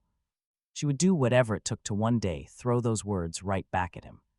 Back then, Kim Taram possessed the same burning willpower as our main hero, Park Gu. Now she pleaded with him, needing only a small spot for her only son. Surely Park Gu could accommodate one little boy, right, but he saw a different person now. This was not the proud hunter he remembered. Kim Taram begged him for help. She offered to pay whatever it took, just to let her child stay inside his bunker. With the capital about to be overrun by raiders, she could not risk it. Leaving her child in such danger was a death sentence she simply would not survive. If anything happened to her boy, she would die too, but he refused. This crisis was not going to end with a few simple, everyday gangs roaming the streets. Once the military got involved and civil war erupted, the chaos would drag on. His bunker was absolutely no daycare. Suddenly, an unfamiliar young man stepped into the reception area. He approached the counter, and this is where things get interesting. He claimed to work under director Lee Sang-ho, introducing himself as 18th grade hunter Hong Jong-ho. Hearing that familiar name, Park Gu immediately focused on their conversation. A highly desperate newcomer asked the receptionist if there were any spare, life-saving medications available. His sister was dying, but the staff member looked completely dumbfounded. Did he actually think they had spare drugs lying around during this apocalypse? She coldly reminded him that this highly secure facility served only elite National Committee members. It was not for civilians. Did he even have the proper clearance? Stepping up to the counter, our hero introduced himself as Park Gu. He claimed to be Lee Sang-ho's old classmate, a private visiting his former commander. Because of that connection, he demanded they hand over the medicine immediately. Relieved, Hong Jong-ho bowed deeply and thanked Park Gu for saving his skin. Still, Park Gu wondered how an 18th class rookie could possibly be close to their high-ranking commander. Did he actually know Lee Sang-ho? Hong Jong-ho sheepishly confessed he did not. Out of all the high-ranking officers, that particular name was just the easiest to remember. He figured dropping a powerful name was his only shot at getting those life-saving meds. Ever since his 18th class generation, the core fighting force had transitioned to awakened hunters. That meant anyone without special powers had absolutely no future in the field. That meant powerless people had no future and were rarely deployed to the hot zones. Instead of fighting monsters, they were stuck doing the dirtiest reserve unit grunt work. Until they were completely discarded, the younger recruits awakened with. Actual superpowers, while the older veterans relied on raw combat. Experience stuck right in the middle. They were dubbed the cursed 18th stream. Park Gu mentioned that real medicine was incredibly scarce now, leaving only basic painkillers and fever reducers. Hong Jong-ho agreed, noting that was the exact reason he had to sneak into the National Committee Central Hospital. Saying his goodbyes, Hong Jong-ho thanked Park Gu again and told him to stay safe. A moment later, Hong Jong-ho slipped over to his sister, whispering that he was finally back. The mission failed, but he still secured the vital medicine. To dig up info on the National Committee members, he had to search deeper. The young man quietly regretted missing director Lee Sang-ho's final send-off, but honestly, it did not matter. His sister remained completely oblivious to his dangerous double life. Right then, Park Gu suddenly stepped up from behind. Cold steel pressed against the young man's head. Park Gu warned him that he knew way too much, so this chat would be brief. He barked an order to raise his hands, addressing him as Defender, but Defender spun instantly, striking hard to disarm his attacker. Just like that, the weapon belonged to Defender. He warned him that talking required putting the weapons down first. Wasn't that the proper way to chat? In a flash, Park Gu swiped the pistol right back. He lunged forward while Defender countered, slipping behind his opponent. The weapon clattered far out of reach. Sighed as a brutal brawl explodes. Look at these two trading absolute haymakers. The duel grew incredibly intense, both of them unleashing high-level combat tactics. But in the end, Defender was forced down to the cold dirt. He had to admit it, Skeleton was on a whole different level. Park Gu stood over him, weapon raised. Quickly, Defender got up and drew a hidden blade, asking if Skeleton truly wanted to settle their score right here. He challenged him to a proper duel, but then he remembered who was resting inside the nearby bus, his precious sister. If a stray bullet flew, she would be directly in the line of fire. Recognizing the danger, Defender dropped his weapon, raised his hands, and laughed it off as a harmless joke. He suggested talking. Park Gu just smiled. This was expected. He needed protection. Defender then asked when Skeleton first started doubting him. Park Gu admitted he was suspicious from the very start. Once someone climbs to team captain, they begin to notice absolutely everything. Defender belongs to that infamous 18th stream. He knows exactly what dirty work they pulled off overseas. Without special abilities, he is deemed useless. What can he even do? Defender flashed back to his past. He performed his duties well, but the job was a nightmare for others. Hong Jong-ho told his comrade that everyone had unique skills, like carving their call signs on the skulls of their prey. Skeleton replied that only the awakened elites fought monsters on the dangerous front lines. The 18th stream was stuck cleaning up the bloody messes to keep the public completely blind. They were known as the Executioner Squad. Defender admitted those dark rumors were true. Hong Jong-ho found it hard to believe that Skeleton had figured everything out right from the start, but Park Gu grinned, teasing that he had even more evidence. Park Gu had visited a spot where Defender recently stayed, giving him a massive opportunity. He analyzed the body left behind, studying the killer's physique, gait, and dominant hand. He even noticed subtle habits that Defender himself did not realize he had. So when Hong Jong-ho claimed to be working under director Lee Sang-ho, it clicked. All of those 18th class details made everything clear. He was indeed Defender. But Hong Jong-ho just laughed, leaving Park Gu totally caught off guard. What was so funny? The guy joked that he thought only 18th class hunters were creepy. Turns out all of them are. Still, the skeleton hunter's deduction was slightly off. Park Gu wondered where he went wrong, but Defender admitted he did leave traces. He left signs out of pure habit to let people know he was there. But then he added a twist. He was not actually the real Defender. Just then a young girl walked up, and he introduced her as his sister. Hong Jong-ho explained that Defender was actually a two-person team. Park Gu realized the rumors about Defender being a girl were actually half right.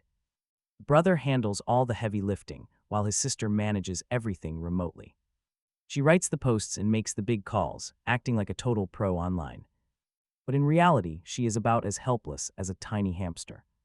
Park Gu wondered why they were sharing such a massive, strategically important secret. Why just blab it to him? Hong Jong-ho asked what difference it really made. Do you really need a grand reason if you're just doing it for fun? The siblings shared a smug smile, clearly pretty pleased with themselves. He insisted they were not bad guys, and honestly, neither was Park Gu.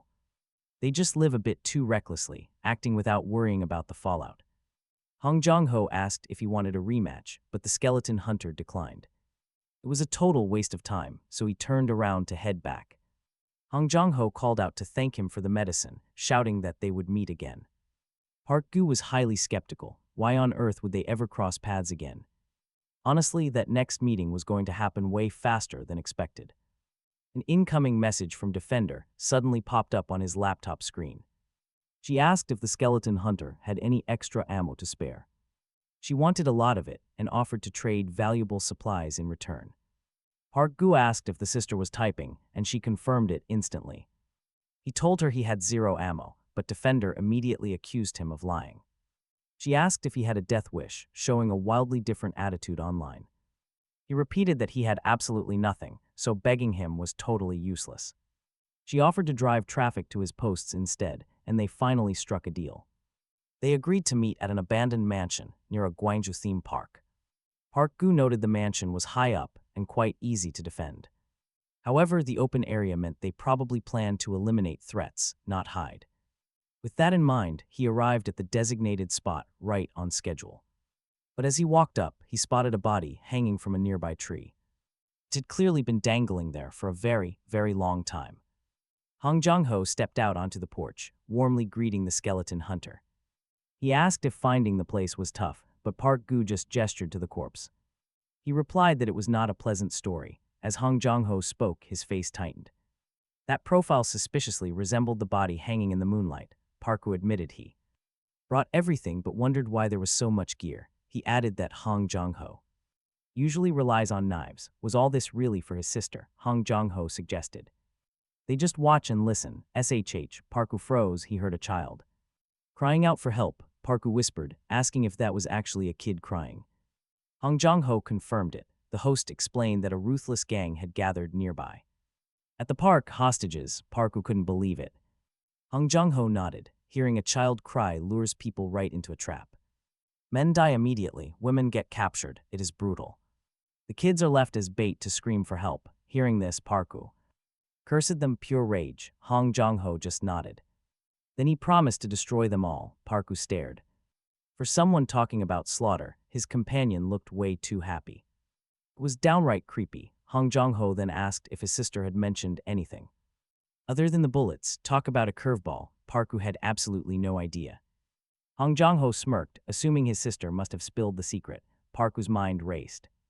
This guy was dangerously unpredictable. Quietly, he reached for the blade hidden behind his back. Was this guy seriously about to attack him right now?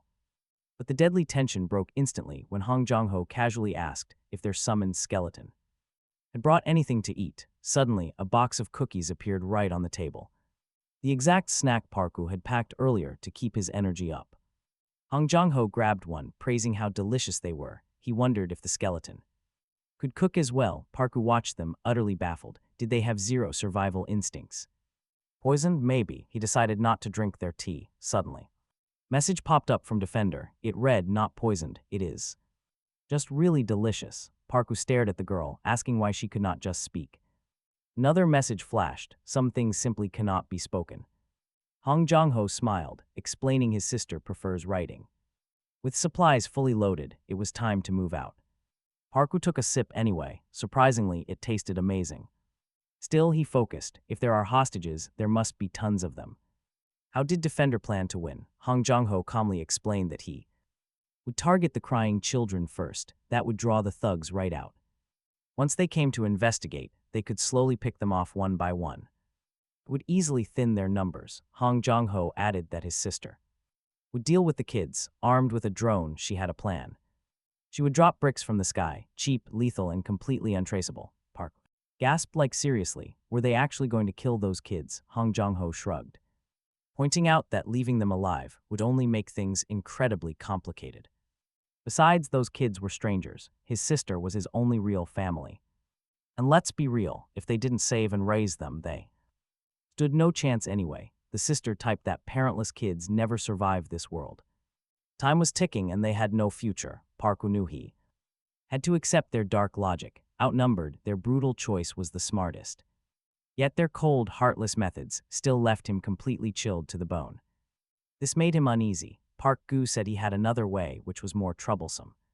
But the chances of success were higher and the risk was lower. The sister launched the drone and steered it toward the amusement park. Controlling it from home, she watched as the criminals spotted the drone flying overhead. They decided to destroy it by opening fire. Park Gu wanted to lure them away. He needed the drone to draw them from their target, the armed criminals. Chased after the drone to shoot it down, Park Gu and Hong Jong-ho were already nearby, hiding in a shelter, once the main group of criminals left their base.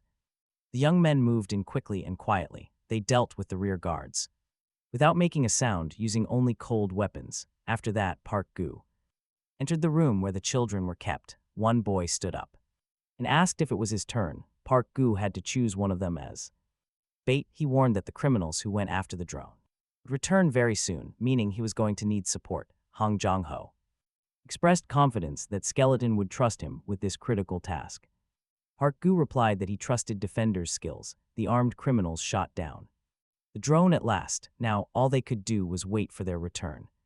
Back to base, the villains, armed with machine guns, marched back and were shocked by the sight. One of the boys stood outside alone. There was no one else around. The villains cursed. The guards couldn't even keep track of the children properly. The leader of the criminals asked what the kid was doing out there wandering around at night instead of sleeping. The villain approached the child and grabbed him by the chest. At that moment, Park Gu and Hong Jong-ho, who had crept up and were standing right behind the criminal, quietly dealt with his accomplices using cold weapons. Soon, every gangster was finished off. The boy was terrified, crouching down and covering his face with his hands. Hong Jong-ho approached the child, putting his hand on his shoulder, offering to take him on a roller coaster ride. Park Gu knew that if the thugs hadn't used children as human shields, this would have been an easy fight. Two experienced killers and one innocent bait broke through a gang of stupid thugs. In any case, the result was expected. All the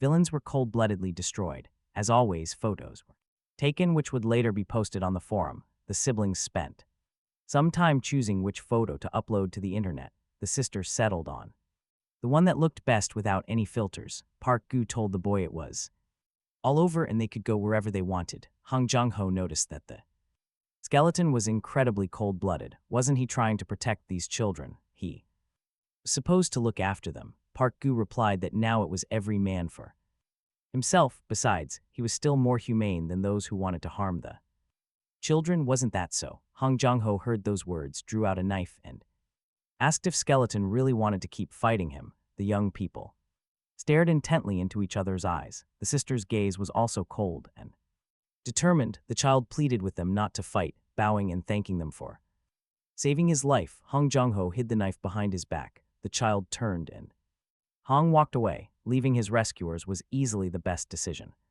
Hong Jong-ho muttered that if the kid had not interfered, they would have had a great fight.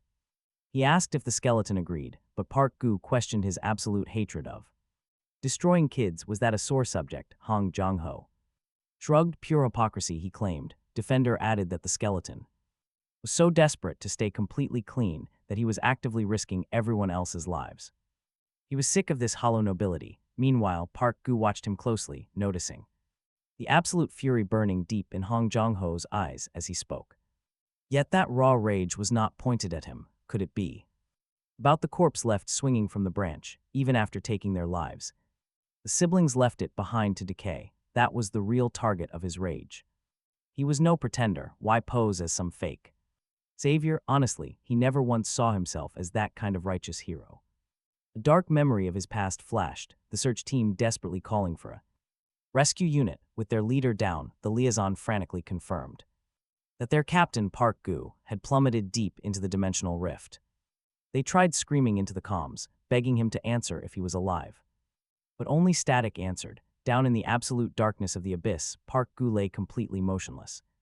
His limbs were shattered. The crew desperately needed to verify his status before the signal died, but rescuing him from that abyss was far too suicidal. They abandoned him there to die. A cold voice reminded the crew that the professor had a strict rule.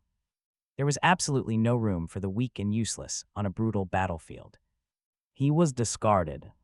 Left for dead as useless, Park Gu eventually woke up in the dark. 1 month later, he crawled out of that absolute nightmare. but his warrior days were over. There was no going back to the front lines from then on. His path was incredibly simple: survive, at all costs, even if he was entirely alone, weak, and completely helpless, sitting in his bunker. Park Gu stared at the glowing alert, realizing he had to face facts. It was time to focus solely on staying alive. His era had passed. Still, a quiet, stubborn flicker of hope whispered that he was not completely useless yet, but that did not change his grim reality. Self-preservation remained his absolute priority. He chose the safest path. The siblings scoffed in unison. Park Gu dryly requested that they actually listen for once. Instead of joking around, Hong Jung-ho offered a lazy apology, admit that he understood they were actually very alike. For him and his sister, staying secure was the only law that mattered. Anyone threatening their daily survival would be eliminated instantly. Park Gu felt a sickening sense of kinship. The defender duo slaughtered every single enemy without hesitation, enjoying the violence, bragging about the carnage online for everyone to see. They viewed him as a ruthless killer too, and they were right. He was a hypocrite. Their styles differed, but the core was identical. Both were simple killers. Hong Jung-ho then offered the young man a small gift. Had he forgotten the day the Kraken struck? The siblings survived solely because of the skeleton's warning on the forum. He wanted to thank him properly, constantly sending messages, but the silent skeleton offered no response. Park Jae watched this, thinking the persistence was bordering on obsession. He felt certain that skeleton did not fear him, so he held out a blank sheet of paper, explaining that after everything that had happened, he felt deeply indebted. This was his unique, somewhat strange way of repaying that massive favor. The torn piece of paper simply had call ticket written across it. Hong Jung-ho added that skeleton could easily contact him if trouble ever arose. He would come to the rescue instantly, but only a single time. No matter where he was, his sister begged skeleton to reply online. Park Jae knew they were reckless, but they wouldn't lie. Our protagonist counted the absolute removal of that dangerous element as a major victory.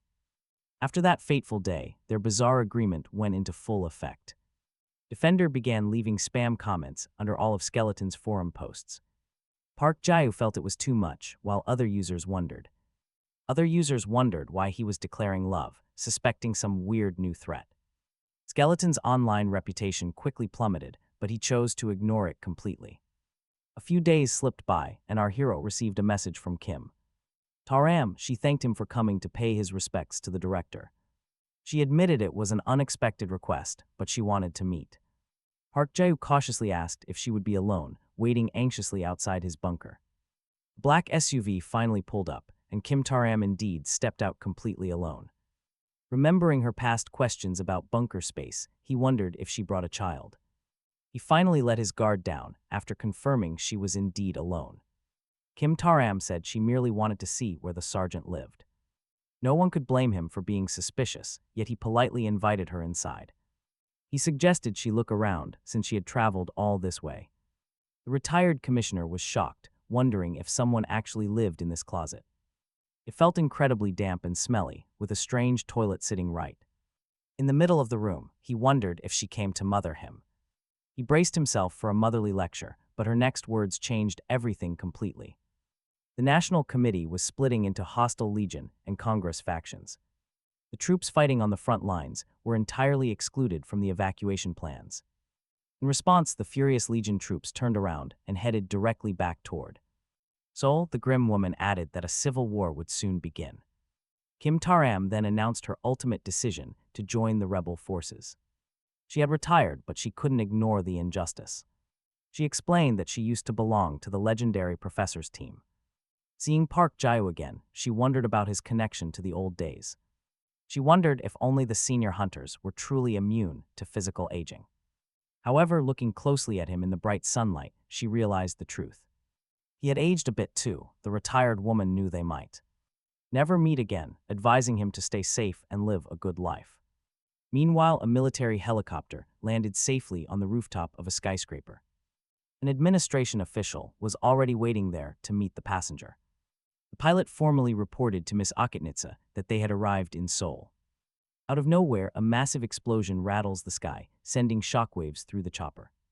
The pilot shrieks as they rock violently. The wealthy passenger just scoffs at his skills. She complains about getting airsick from his terrible flying, but her assistant tries to help. The polite young admin suggests that Ms. Akanita must be absolutely exhausted. She offers to show her to the restroom, but the stubborn woman demands her papers first. Akanita wants the report now. Hanman promised her a very special surprise guest here. She flips open the folder and finds a photograph of none other than our hero. Meanwhile, a young girl with a bicycle spots skeleton and beams with pure joy.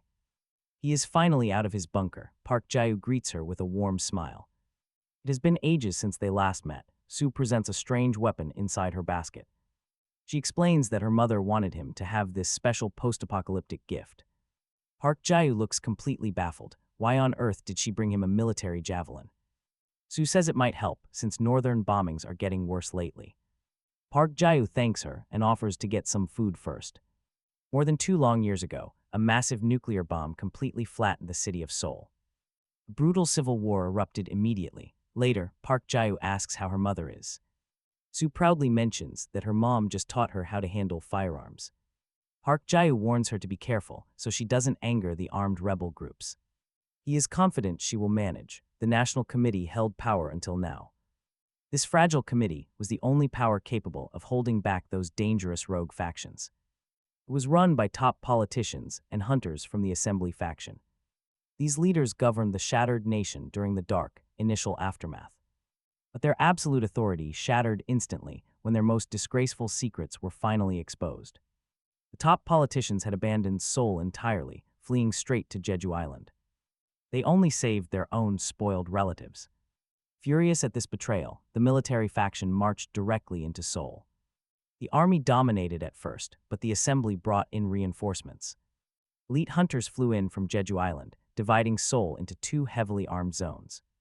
Talk about a total disaster, and peace is nothing but a dream now. With peace looking highly unlikely, Park Jae warns Sue to report any military changes. If the local military base falls, then none of them are truly safe. Sue points toward the distance, asking about the giant white capsules scattered nearby. Dozens of these strange cylinders litter the empty fields of the abandoned construction site. Park Jae instantly recognizes them as the terrifying product of a dimensional rift. The looming threat is encroaching fast. He strictly warns Sue to tell her mother. She must stay far away from those white capsules because they are incredibly dangerous. Even legendary old-school hunters like Park Jae cannot survive this madness alone. True tactical genius and raw skills are useless against an endless swarm. In this post-apocalyptic nightmare, only a fully coordinated squad stands a real fighting chance. Seeking urgent backup, Park Jae arrives at the country's busy National Crisis Management Committee. If the official hunters understand, they must help. But at the entrance, a stern guard blocks his path immediately. He demands proper authorization before letting him pass, so Park Jae flashes his ID. Declaring himself a retired veteran hunter, he reports a massive monster capsule colony. The sudden, alarming news instantly grabs the guard's undivided attention. He walked inside to find the duty officer, the protagonist really wanted. To avoid asking for help if he could, but right now, there was simply no other choice. The officer on duty looked up, asking what brought him there. Harku showed him the photos, explaining that he discovered an entire colony of monster capsules. He had exact proof and location details. The hunter added that ignoring this threat entirely would lead to massive casualties, so he demanded a direct connection to leadership. Suddenly, the sharp rattle of automatic gunfire erupted nearby. Parku froze. Startled by the sudden noise, he wondered what on earth was actually going on here. He turned around to see soldiers pointing weapons right at him. A soldier barked a harsh order, telling the retired hunter he had to come with them immediately. They had orders from superiors to bring him in for questioning. Just like that, the young man was locked inside a cold interrogation room. Harku figured they would surely release him as soon as they verified his true identity. But then the door swung open, and a familiar woman stepped into the room. She smirked, mockingly noting it turned out that Parku was actually still among the living. She confessed she never expected the former sergeant to show his face in person. It had been a very long time since anyone last saw Sergeant Parku around here. Parku stared in absolute shock, realizing he was looking at none other than Woo-An-hee. She was Kim Dam's old classmate and his junior back at the academy. Woo-An-hee observed that the former sergeant looked remarkably healthy, unlike others who ended up like her. He thought to himself that there were barely 20 people quite like her in the entire world. Hunters ranked at level 10 or higher were fully awakened, savior-class legends. He asked if Wan-hee had been transferred here. She confirmed it, mentioning that Sergeant Han Min had personally assigned her this post. Then she quickly paused, remembering they were forbidden from discussing Sergeant Han Min in his presence. She did that deliberately. He grumbled internally about her awful, unchanged personality. Ignoring her jab, Parku reported finding a dangerous colony of monster capsules. He showed her the photo, pointing out the colony in the southeastern region of Gwangyo. Yuan-hee noted it was far from Pachu, but if true, Seoul would soon be targeted. But as Parku well knew, the entire nation was currently torn by civil war. Gathering a specialized suppression squad to handle this situation would take a significant amount of time. Parku asked why she did not just go and clear the threat herself. She narrowed her eyes, asking what kind of reward she would get for doing that. He was willing to handle the job himself, provided she did him a single favor in return. Yuan-hee agreed to contact him once all the preparations were complete. Sitting in his car, he realized she wanted to turn him into a mere mercenary. Just like Kim Dam, suddenly, a bright, incredibly intense light flashed from behind the nearby trees. And trust me, that eerie glow usually means a monster is about to hatch. Deciding to check his theory, the retired hunter stepped out of his vehicle. Parku noticed the mutated plants and soil. Clear signs of deep, long-term corruption. This was highly abnormal. He confirmed a summoning was active. If it was small, he would handle it. But there was one specific, dreaded monster species that he absolutely refused to face alone. Sneaking closer to the origin point, he spotted the emerging beast. It was a dancer. Parku let out a frustrated sigh. Of all the monsters, why did it have to be this one? It is a melee reaper that obliterates everything in its path, going after. With simple axes is suicide, no matter how skilled the hunter. Special gear is mandatory, but it can only be obtained through the National Committee, where top hunters collaborate directly with the military. However, the current authority in charge is not Kim Tyram, but Woo Min-hai. Nobody wants to cross her path. Just then, an unexpected message flashed across Park Goo's screen. It came from a source the young hunter never would have anticipated. Park Goo received a direct ping from a user named 180cm, claiming to have a message from their leader for Skeleton. John Lennon wants a meeting, Park Goo thought. The ghost from his past had suddenly returned. After all, John Lennon was a hunter and an active poster on the Long Live the Apocalypse forum. Park Goo was stunned. How did John Lennon resurface? 180cm offered to set up an introduction between Skeleton and his boss, saying Lennon was eager to meet. Park Goo wondered, had Lennon actually become someone influential during their previous physical encounter? The man seemed way more shallow than his impressive web persona. Still, he possessed a bizarre talent for rallying crowds, drawing followers in just to boost his own self-image. Park Goo realized that, while useful, it was an incredibly dangerous trait. He was technically still registered as a hunter. Did he still hold his gear? Park Goo messaged the contact. Within a few minutes, a picture arrived showing a massive stockpile of high-grade military weaponry. The contact casually asked which exact firearms Skeleton wanted to acquire. They locked in a meeting, but the coordinates sent to Park Goo pointed straight to a rundown slum in northern Seoul. He was baffled. Could Lennon really be hiding in such a dump? Arriving there, Park Goo felt a creeping sense of being watched. Someone had been tailing him. Suddenly, a man wearing thick glasses stepped up from behind, introducing himself as the intermediary who reached out to Skeleton on behalf of John Lennon. Park Goo followed the guide to a grim building with heavily reinforced doors. Chains and padlocks secured the entrance. Together, they headed deep into the dark basement, questioning if Lennon was actually waiting down here. Descending further, he noticed how massive the underground complex was beneath such a modest house. Park Goo asked the guide his identity, and the man simply stated he served John Lennon. Pressing further, the glasses-wearing guide proudly claimed to be his devout follower. Finally, they reached the end. The guide handed him a thick, sealed protective suit. Park Goo raised an eyebrow. Why wear a heavy radiation suit down here? The guide explained that a critical incident occurred during the testing of a semi-permanent atomic battery. It was engineered to generate massive amounts of power, rivaling a full power plant, but during the trials there was a sudden failure, sparking a major radiation leak. Park Goo silently observed that Nobody needed this kind of extreme output anymore. What was the real goal? Suddenly, the master of the bunker stepped forward, saying he had not seen Skeleton in ages. Or rather, it might be better to address him as the legendary professor. John Lennon smiled, remembering how he first witnessed Skeleton fighting on the brutal battlegrounds of Sherwin. Back then, Lennon was a mere rookie who could only watch from a safe distance, yet the formidable professor left an unforgettable impression.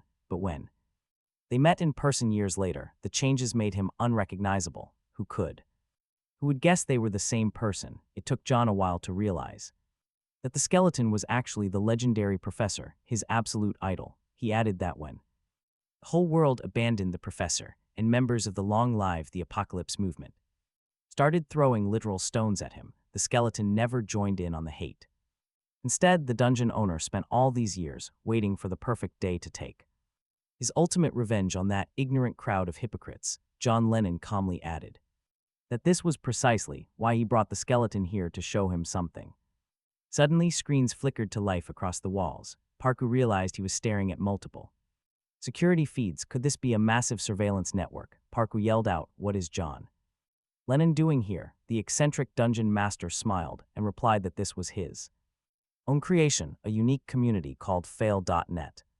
A completely private web space for survivors where he could do whatever he wanted, deciding who becomes famous, banning anyone he dislikes, and even changing fonts and custom colors. The guide added that Fail.net runs around Long Live the Apocalypse, which is barely holding on. Anyone can hop on without needing satellite equipment. The guide explained that unfortunately the setup consumes a serious amount of power, hurting the owner during a nuclear battery test. But he still devotes himself completely to building and supporting the platform. Parku stood frozen. John Lennon was acting like a real hero. It was simply unreal. John Lennon asked if the Skeleton understood the power of an online community in this wasteland. Fail.net has around 10,000 users, and he just found a way to hack the Long Live the Apocalypse server. Did the young man understand the scale of this? They could now coordinate an attack directly on the main system. Parku felt deeply uneasy. What on earth was he expecting?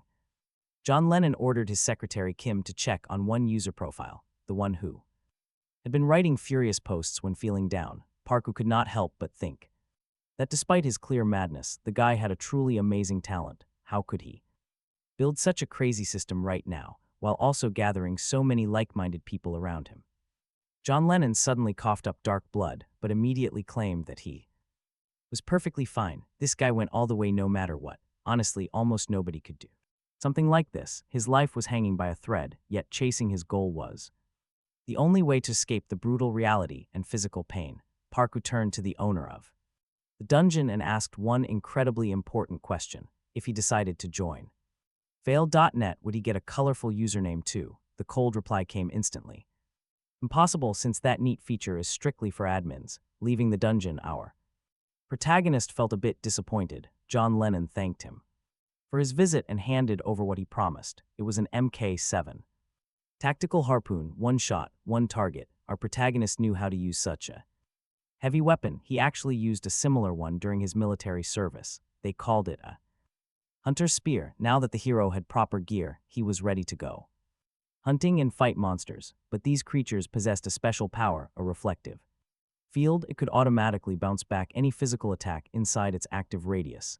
Each species had its own specific boundary, and the nature of their deadly abilities varied wildly depending on the breed. They kept evolving rapidly to counter human resistance. Another highly dangerous trait was sudden detonation, triggering any explosives nearby would spontaneously go off in the impact zone, making standard guns completely useless. To solve this, scientists developed a special binary weapon, two safe compounds kept completely apart. Until the very instant of firing, Park Gu used his tracking instincts to sneak right up on the massive beast, keeping his binary weapon primed and ready. But the creature was remarkably clever, shielding itself from his sudden strike. Getting close to these beasts was never easy, but Park Gu readied his spear and fired. The explosive projectile scored a direct hit, and a massive blast erupted. Not even waiting for the flames to clear, the hunter charged forward, twin axes gripped tight. He closed in and swung with flawless precision. This was a man who truly mastered his deadly trade. With the beast dead, Park Gu exhaled, glad his luck had held out. Facing just one was a blessing. As the monster dissolved, a familiar thought filled his head. Nothing beat the thrill of doing what he did best. He still craved the fight. Satisfied for now, he decided to head online. Even legendary hunters need a quiet break on the forum. Long live the apocalypse. Recently, the main chat had been completely flooded by a bunch of spammers. Led by John Lennon and his crew, scrolling through the brainless online trash, the young hunter sighed at how big the world had gotten. Just then, Park Gu got a private message from a user named Defender, though he really wanted to ignore him. He asked if it was the sister, but the brother, Hong Jong-ho, replied instead. The guy wondered why everyone online was suddenly obsessed with skeletons. Park Gu realized the siblings had actually been doing pretty well for themselves. Both of them loved mocking others behind their backs. Suddenly, Defender changed his tone.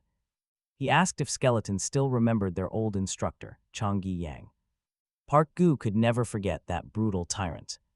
He was unforgettable. Defender broke the news. The old instructor had vanished.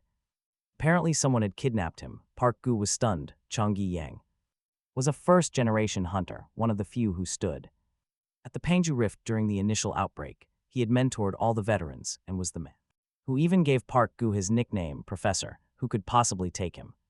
Defender explained that a drone captured footage of men in military uniforms dragging him away. The proof was already spreading like wildfire across the forum. Capturing a legendary powerhouse meant that something incredibly dangerous was brewing. That was why Defender contacted him, warning him to be extremely careful.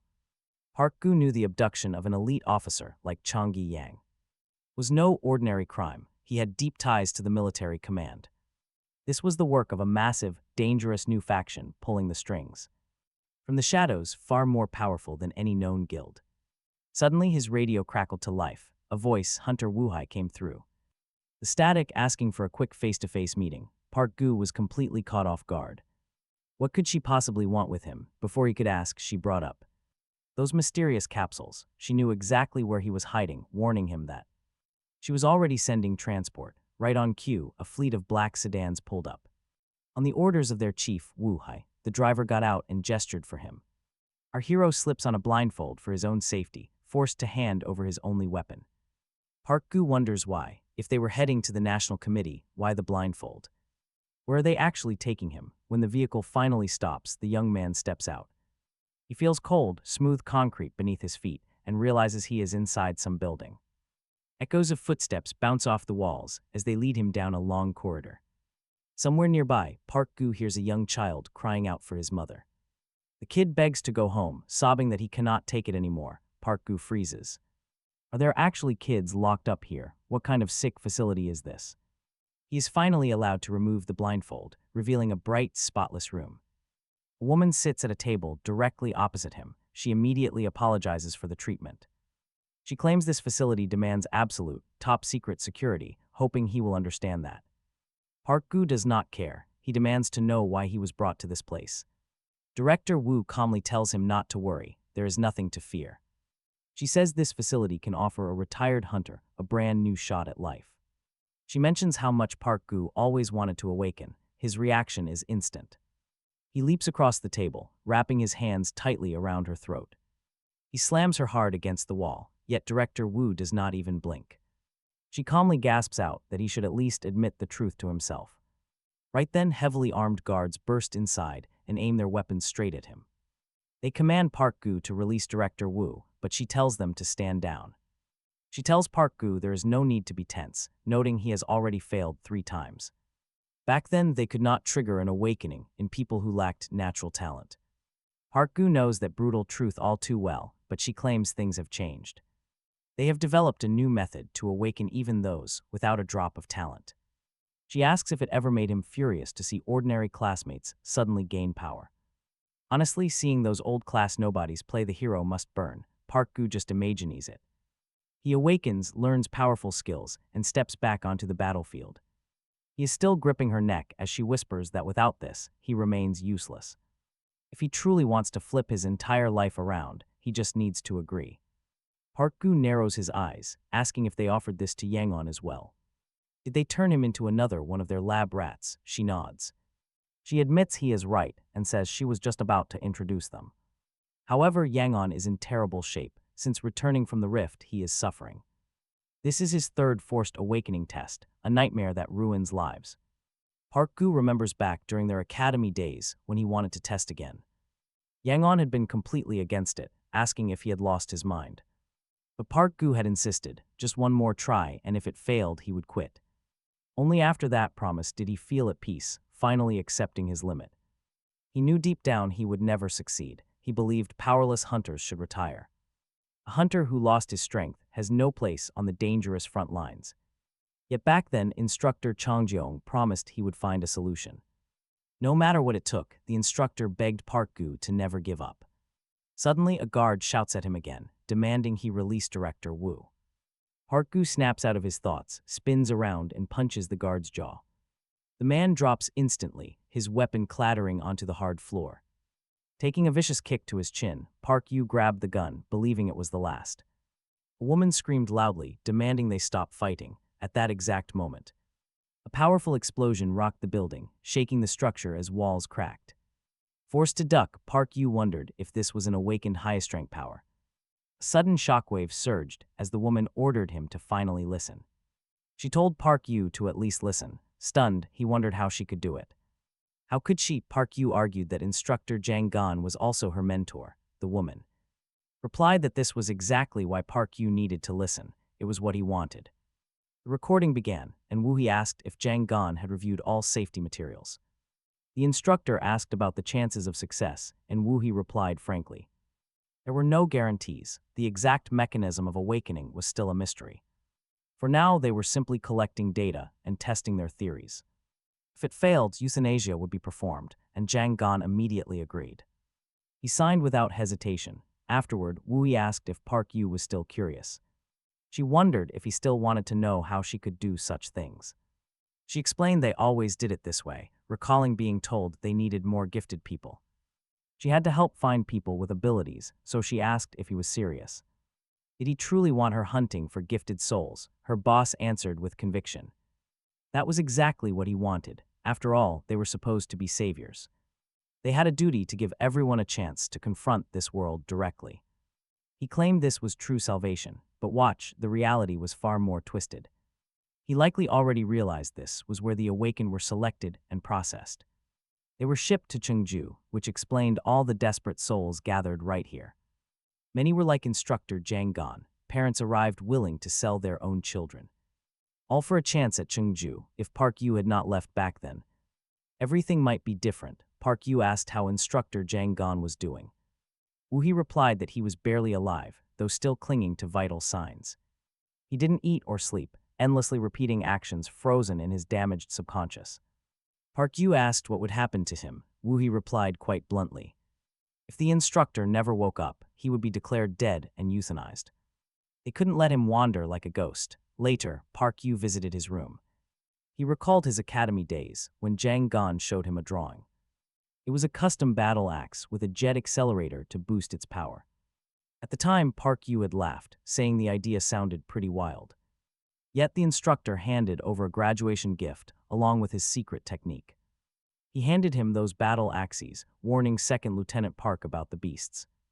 The monsters were gaining new abilities, now that he had his official rank. He was a second lieutenant, but he must never forget to keep fighting. As long as he refused to give up, a solution would be found. Park Yu needed to become a hunter, truly worthy of this new era. Now Park Yu stood quietly before his old instructor, who remained completely still. Kneeling by the table, Park Yu gently slid the pencil from his hand. Right next to the drawing of the rocket-powered battle axe, he started writing. Park Yu left a note, writing that his beloved student had been here. Wu He murmured that the instructor had remained a hero until the very end. Who abandoned everything just to save his own skin. The woman asked if Park Gu would agree to undergo the experiment and continue the instructor's work. Perhaps success could make up for his past sins. Park Gu just raised his hand and flipped her off with a few cold words. He sent Wu Minhai packing. For good, our hero desperately wanted to awaken some real power, but not like this. Park Gu made it clear he refused their offer, the woman claimed. It was just his inferiority complex speaking. Park Gu told her she could think whatever she wanted. Meanwhile, through the pouring rain, Hong Jong-ho moved through the dark amusement park, asking his sister where the target was, tracking with a surveillance drone. She said he was around the corner, about 50 meters away. Suddenly, she screamed. The guy was right in front of him. Sure enough, Hong Jong-ho spotted a bald man holding a heavy staff. Just around the bend, without a moment of hesitation, the young man pulled his blade and lunged. Hong Jong-ho stabbed the stranger in one rapid, brutal motion. As dark blood sprayed everywhere, his sister screamed through the static for her brother to grab the corpse immediately and drag it inside the building. Hong Jong-ho shoved the bloody body out of sight and held his breath, praying for silence. Multiple armed men stepped into the area, carrying wooden staves and wearing matching uniforms. Their leader scanned the entire room looking for any intruders. Instantly, the online community went into absolute chaos. Who were these weirdly dressed people? Maybe some crazy cult. They were some fanatical faction from China. Someone posted asking if anyone had ever heard of the Converging Rivers sect. The followers of this extreme cult worship dungeon monsters as holy messengers of God. They are notoriously brutal and commit human sacrifices. Park Gu remembered clashing with them back when he was active in China. They were complete zealots prepared to do anything to reach their dark goals. These fanatics would gladly throw away their own lives. Their brutal terror attacks slaughtered countless hunters. Park Gu thought he had wiped them out back then, but then a new message popped up. Could Skeleton help them? Park Gu asked if she thought he was some on-call mercenary. She wrote back begging for his personal help. This was too big for her and her brother to handle on their own. Park Gu asked what happened. The girl explained that a massive crowd of suspicious people had invaded the amusement park. Something was definitely off about them. They matched the descriptions on those leaked government files. These invaders had to be the Converging Rivers cultists. The moment Hong Jong-ho saw them, he claimed he could handle things on his own. The reckless guy immediately went to work, fighting his own way. His sister messaged that her brother had run off to fight alone. However, there were just too many enemies, and Hong Jong-ho barely escaped alive. Later, the brother jumped into the group chat. He urgently reported that there was an awakened hunter among the cultists. Skeleton asked what level. Maybe level 3. Hong Jong-ho snapped back that if it were that easy, he wouldn't even complain. Defender chimed in. The leader is at least a level 5 combat type. She also warned that they had no hope of survival alone. They would probably have to flee the area immediately, and things were about to get a whole lot worse. There are awakened ones among the cultists, but they never exceed the 3rd level. Park Gu knew if that highly awakened cultist gathered a large group and captured his base, defending it would be nearly impossible alone. He desperately needed backup from other hunters. But who could he ask? One had died and the other had fled the area. The third choice was far more dangerous than the actual enemy, Park Gu felt. His social circle was a complete mess. Then he stopped himself and remembered there was one ally who was incredibly reliable when cooperating. Skeleton messaged that he was already on his way. Defender had to gather his gear quickly and wait. Soon, Park Gu's SUV arrived at its destination in the pitch black of night. The siblings stepped outside and realized Skeleton had not come alone. Next to him stood Rebecca, the female sniper. Park Gu announced that their temporary alliance would be called Team Skeleton. He told Hong Jong-ho to handle the small fries and leave the boss to him. Hong Jong-ho objected, asking if he was trying to sacrifice himself. Had Park Gu forgotten how much he hated useless sacrifices? Park Gu reminded him that he always chose the safest path. The awakened cultist flexed his superpowers to his allies. Hong Jong-ho stared in shock. Was this even possible? Skeleton explained that awakened humans can wield the exact same powers as monsters. Park Gu stepped out and opened fire on the cultist with his pistol. The enemy raised a single hand, using his unique abilities to stop the oncoming bullets midair. An energy barrier flickered to life, blocking the projectiles completely. The members of Team Skeleton watched in absolute shock, but Park Gu was already moving, flanking his opponent from the side, and drew a heavy battle axe. The awakened cultist reacted instantly, blocking the deadly blow, yet he was still cut. The cultist panicked. How did that hit get through his reflective barrier? Park Gu saw right through it. The shield only redirects actual physical strikes back at the user, if his swings were just feints. The barrier had nothing to send back. talk about a massive loophole. Park-gu smirked. Even monsters and awakened beings have their limits. Their high-tier skills can only be activated a set number of times, before requiring a cooldown period once they hit that limit.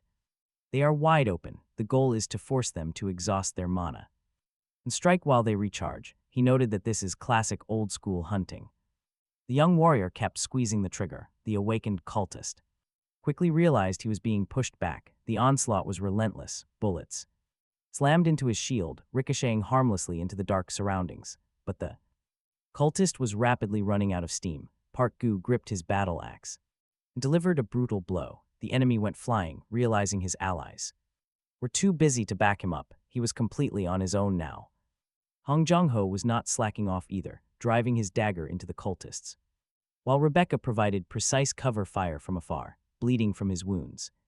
The desperate leader focused entirely on keeping his reflective shield active. Park-gu approached, axe in one hand and gun in the other. As the shots kept flying, the awakened warrior raised his hand forward, effortlessly slapping the bullet aside while declaring that his opponent was dead meat. It grazed his hair, missed his temple by an inch. This was a completely different tier of pure intimidation. He deliberately missed him. Yet Park-gu adapted instantly, shifting his strategy on the fly. The opponent fell for every feint, completely clueless about the monster standing right in front of him. Was this guy even human? Park-gu relentlessly swung his heavy axe. The enemy realized that every single time he tried to use a powerful skill, Park-gu's sudden feints forced him to panic deploy a frantic barrier. And before he could even process it, the beast closed the gap and struck. Drained and heavily battered, the defeated awakened warrior collapsed to his knees. Severe blood loss threatened to knock him completely unconscious very soon. He could only summon a single barrier, and bullets might ricochet right back. He decided to take the hits directly, conserving his remaining energy. Suddenly, Park-gu raised his pistol and immediately fired. He closed the distance instantly, making his foe absorb the shots. The awakened one took the direct hits, bleeding heavily. With a massive, explosive leap, Park-gu launched his entire body at his wounded opponent. Why was he unarmed? Midair, the cunning hunter pulled a crazy stunt. He hurled his axe high into the air, successfully forcing his opponent to look up. Terrified, the target shielded his head, completely falling for the trick. Park-gu smirked, shouting that barrier shields do not stop gravity, and pulled another axe. He whipped it from behind his back and swung with absolute, deadly force. The massive blade tore right through his body, splitting him entirely. If there were 100 fighters like Park-gu, old-school hunters would never fall. They would never lose. He stood victorious, dual axes in hand. The sliced warrior collapsed to the ground, pooling heavy blood. Park-gu breathed a sigh of satisfaction, smiling at his handiwork. Seeing their leader brutally slaughtered, the surviving cultists panicked and fled. As they scrambled, Hong Jong-ho asked if they should hunt them down. Park-gu shook his head, saying they had lost their leader and their resolve. He then asked his companion what lesson he had gathered from this fight. Pointing to the corpse, Park-gu explained this fake was no Lord Protector. The guy clearly lacked real mastery over his abilities. He was likely just a candidate, or perhaps an arrogant imposter. Reaching the rank of Lord Protector was never easy, no matter the group. Park-gu added that the cult probably sent a weakling due to low local interest. No reinforcements are coming, they were completely on their own. Park-gu suggested a quick cleanup. Meanwhile, Hong Jong-ho thought to himself in silence. Did he seriously just try to fight a skeleton? One minor slip meant certain death. Are all veteran hunters this crazy? Hong Jong-ho could only watch in absolute awe. Peering into the next room, Hong Jong-ho spotted dozens of mysterious cargo containers. He reported the find to Park-gu, who immediately relayed their exact location. A sleek black vehicle soon arrived, and Hunter Woo Min-hai stepped right out. She did not wait long, mentioning how Park-gu always acted like he never wanted. Even so, they still met. Min-hai wondered what brought a senior officer like him all this way. Min-hai gestured to the quiet young man standing beside him, asking Park-gu who he was. Park-gu explained that the kid was a junior helper assisting him. He noticed Hong Jong-ho looked terrified, his first time seeing such power. A 10th level awakened was terrifying. Park-gu urged Min-hai to examine the items. These capsules were from the cultists, with several other sites just like this. The reason these capsules were spreading around the capital was a sinister group. Known as the Converging Rivers cult, Parku warned the rift would grow worse. If left unchecked, wasn't that reason enough for the military to step in? But Minhai scoffed, why trust sketchy details from some civilian? Parku knew she was fickle and notoriously difficult to deal with. She had zero sense of responsibility and genuinely enjoyed causing pain. Parku asked if she was really refusing, wanting her help to secure his daily life. He understood that sooner or later, his quiet days would end anyway. But until that final day arrived, he fully intended to enjoy his life. Minhai stared, asking if this was truly the same Parku. He looked slightly surprised. Not understanding her point, he listened as she noted he never asked for favors. She called him incredibly self-centered, someone who never listened to anyone. Infamous for his bad personality, Parku argued he wasn't actually that terrible. He wondered why she was judging him, but Minhai pointed out a problem. They were short-staffed and needed to find the cult mastermind, but had zero leads. With no information and few troops, someone was definitely pulling the strings. She quickly scribbled something down on a slip of paper and handed it over. She handed it to Parku, noting the cultists had set up too quickly. They took over Seoul so fast, she suspected an insider was assisting them. Minhai suggested they work together, as she gestured toward the written note. She explained it was her private contact number, a direct line to her. He could reach her anytime, but warned that stopping the cult was temporary. Even if they cleared the cultists now, the dimensional rifts would keep expanding. Eventually, her power wouldn't even matter, so they might as well use each other. Minhai warned that he couldn't back out now, keeping him bound to the deal. She promised to dispose of the capsules immediately as an advance payment. Suddenly, Minhai winced in clear pain, prompting Parku to ask if she was all right. She brushed it off, insisting she was fine and promising to call him later. After packing up, Hong Jung-ho announced that they had loaded the final box. Rebecca asked about their next move, and her brother replied he had a plan. He had scouted backup locations beforehand in case things went south. Hong Jung-ho told his sister to hold all the gear on her lap. Parku apologized for ruining the mood, but asked if they were really leaving it there. He pointed to the corpse dangling from the tree. Hong Jung-ho said it was none of his concern, though he still appreciated the help. Parku asked who it was. Hong Jung-ho coldly replied it was their father, who absolutely deserved to die, so he destroyed him, asking if Parku had an issue with that. Parku called it a lie. Hanging someone was never his style, and there were no visible wounds on his. Hanging people was not his style. There were no wounds on the body. His sister suggested that he should just tell the absolute truth. She argued enough time had passed, but Hong Jung-ho claimed their father deserved it. It was actually a good thing. He was trash who did not deserve to live. Park Yu offered his apologies. Their father had made a Children's Day promise. He had some urgent business to finish. Nobody else at the company could replace him. He promised that next time, his son could play as much as he wanted. He was always a gentle, trusting soul. Even if betrayed, he just laughed. To put it bluntly, the man was incredibly weak. Overtime work was his only hobby. He spent nights working late and handing out loans that were never repaid. Despite his constant mistakes, he never learned. Then the war broke out. Right on the very first day, his father started doing the most absurd things. He welcomed strangers into their home. Jung-ho asked if he had lost his mind.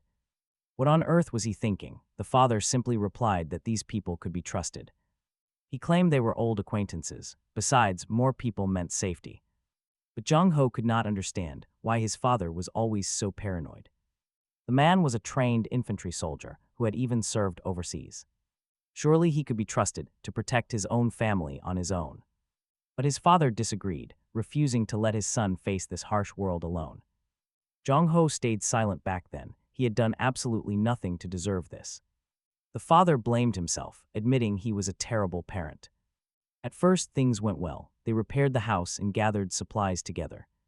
Those strangers even helped them fight off a brutal attack by local raiders. But Jung-ho explains that this peace did not last. The newcomers had a small child.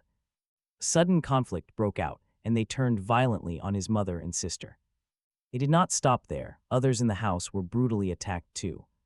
One of the monsters looked down at the bleeding girl, noting she was still breathing. She was a fighter, the exact opposite of her weak, cowardly father.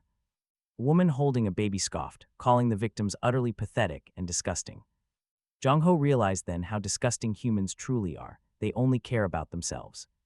Even when pretending to be kind, they will do anything to survive. Only the strong survive, so he paid them back in full, wiping out every last one. He spared nobody, not even their child. He wondered what his father was thinking.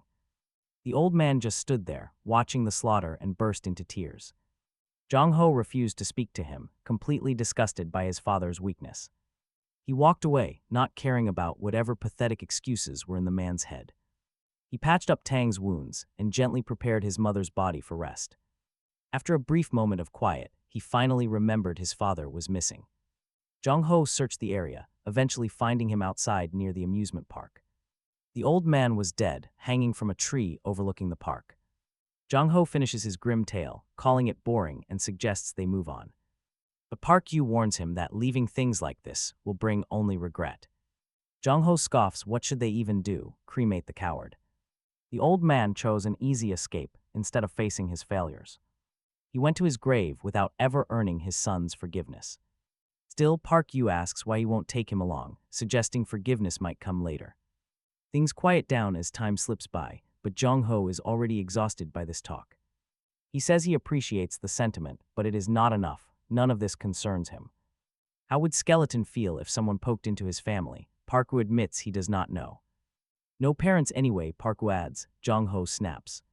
He calls it unfair, accusing Park Yu of playing dirty, but Park Yu just shrugs it off. A real low blow. Rebecca sits silently, tracing patterns on the car window.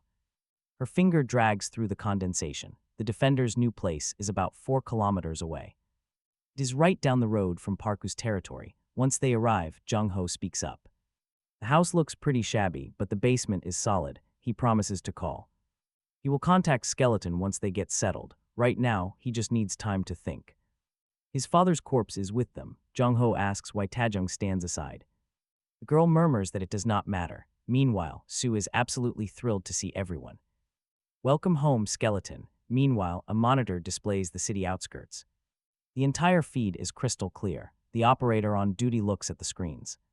He grumbles that this area is not even part of Seoul. Do they not have bigger concerns?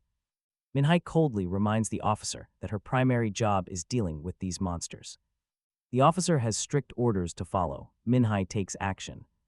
She keeps her end of the bargain, quickly neutralizing those dangerous capsules. Relief at last. The massive headache is gone, but then the radio hisses. Tajung comes over the radio line. She says her brother has a quick question for Skeleton. Jong-ho suddenly calls Skeleton his brother-in-law, suggesting a big housewarming party. Honestly, Park Yu has no clue what these two are talking about. The skies stretch wide as the leaves shift colors. Autumn is already here. Weather satellites predict that the winter freeze will arrive much earlier than usual. Next up on the broadcast are the hit songs, starting with Rachmaninoff. His second piano concerto plays. The host notes a special listener request. This request comes from Ho Yen Lee in Sacho, playing right now. It sounds like a relaxing, normal broadcast, but Park Yu is listening closely. It is a Legion propaganda broadcast. Lately, they have grown quite restless. Ever since Minhai led the Jeonju forces to back the NCO, tension has spiked. Disagreements fracture the Legion over how to fight. Park Yu watches the fallout. How is Kim Ram doing? Suddenly, the radio crackles back to life. Park Yu figures it is the Defender siblings. They swapped contacts recently. He notes that a full week has already passed since they last met. Tajong sighs, admitting things have been incredibly tough on their end. They had no choice but to reach out to Skeleton for help again. She adds that her brother has something important to tell him. Park Yu assumes Jong-ho wants to offer his gratitude. He does not need the thanks. But hey, he will not turn down a sincere thank you. Then Jong-ho speaks. Brother-in-law again, Jong-ho screams into the line. He bellows into the radio, demanding they throw a housewarming party. Despite their deadly, notorious reputation, the siblings are somehow still widely popular. They are absolute masters at drawing attention wherever they go. They just love the spotlight. When they meet, Park Yu asks about the nickname. Why is he called brother-in-law? Tajung immediately blushes hard. She complained her brother was too hasty, since their families had not even met each. Other yet, Park Yu is completely baffled by what she is even talking about. Neither of them had living parents anyway. Hong Jong-ho quickly suggests they drop the subject. The girl invites Park Yu to stay for tea. Tajung adds that she even brought Some with her, she asks Park Gu if he remembers how she brews it. Park Gu simply replies that he has his own tea at home. Ultimately, the protagonist agrees to stay for just a single cup, making the siblings quite happy. His brand new safe house is actually an abandoned underground casino below the building. Hong Jong-ho remarks that the basement is actually pretty nice, but Park Gu points out that luxury does not help them survive. Still, the prime location is a plus, since they will not have to eliminate so many targets. He then warns Tajung about posting anything about him on the forum. She argues that he desperately needs a flashy angle to grab attention, claiming she is only trying to help him out. Because his skeleton is unpopular, he wonders if ruining his reputation actually helps. Tajung counters that if he does not upload anything, people will completely forget him. Park Gu asks if they remember a user named Onan337. That guy uploaded wholesome clips of himself crafting toys until these two ruined him. Hong Jong-ho admits he remembers him, so Park Gu asks why they did it. But he quickly dismisses it. What matters is what happened to the man's kids. In his online videos, the father claimed he was building those toys for them. Yet investigators only found his lonely corpse rotting inside his secure bunker. Park Gu suggests the raiders looted the place, but found no children at all. He asks the siblings if they saw any signs of kids in that bunker. The answer is a flat no. Hong Jong-ho confirms the place was entirely empty. There were no kids. When they encountered the man, he did not even react to their words, leading Hong Jong-ho to assume he was just another lunatic. They did not expect a hidden bunker there, so her brother suggested taking photos and leaving. He told his sister to grab whatever looked useful before they made their exit. Tajung spotted a soft stuffed toy, realizing the dead man was a forum member. Hong Jong-ho noted how incredibly unlucky the poor guy was to cross their paths. His sister, however, felt that something was seriously wrong with this eerie bunker. Tajung points out that the toys show absolutely no signs of being played with. Furthermore, the shelter is tiny, and no child ever appeared in his uploads. Since they saw no kids, Hong Jong-ho decided they should leave it all alone. They walked away, though the young man admits he simply cannot comprehend those parents. Park Gu reflects on this, realizing these two are surprisingly soft regarding family matters.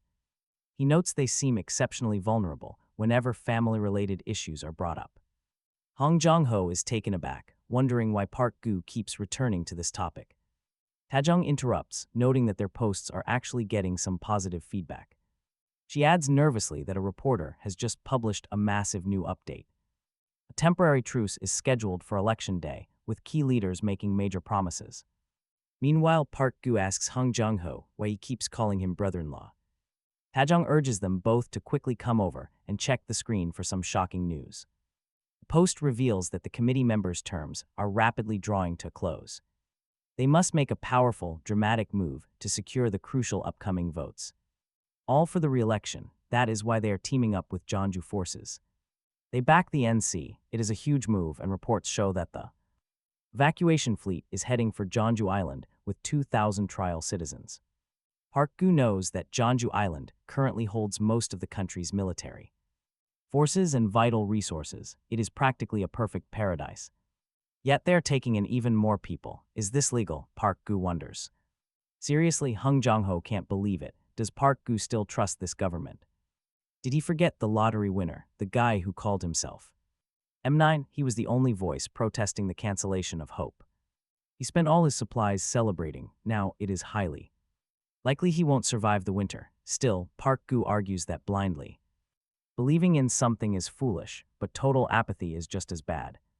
Then he gets a plan. A brilliant idea hits him. Logging on to fail.net inside his bunker, he quickly pings John Lennon. Our hero learns that the poster actually has real government connections, though the actual authenticity of the leak remains unverified. Still, Park Gu has a special, secure account from the admin. He intends to bait some leaked info from a government contact. Hong Jong-ho asks if he really plans to use this bizarre nickname. He must hide his identity with a fake online persona named Nyangim, an 11-year-old girl who loves trolling. That should easily convince everyone he is not some grown man. Hong Jong-ho asks in sheer disbelief why Park Gu gets so weirdly intense over internet stuff. Honestly, can you blame him? His only option now is to drop some irresistible bait, even if it means leaking classified files to grab their attention, claiming a 10th level awakening is his best option. Using his new account, Park Gu writes that he has started glowing. Could this be the legendary awakening? Along with random comments, a message from Red Mask pops up. The Guard Academy recruiter suggests taking things to a private chat. The contact took the bait, but that name sounds incredibly familiar. Could it be Woo Min-hee? Hung Jong-ho asks in absolute surprise. Isn't she the same 10th level? What if you get caught? Park Gu smiles. He won't get caught because his act is flawless.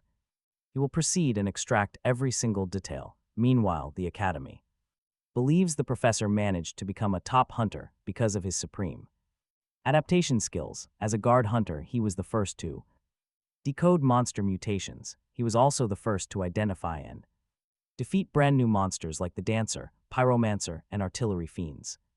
He possesses the unique ability to survive an ever-changing battlefield filled with monstrous threats and unpredictable dangers. Because of these legendary actions, he is officially named the first S-rank hunter in the nation's history.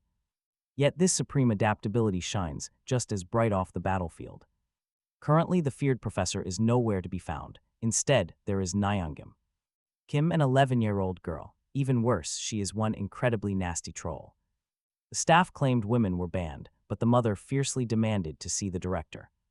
She directly asked Director Woo Min-hee if her second child could take the exam to qualify for Jeonju Island, complaining that everyone kept telling her no. They claimed her son was too young, even though he was incredibly advanced for his age.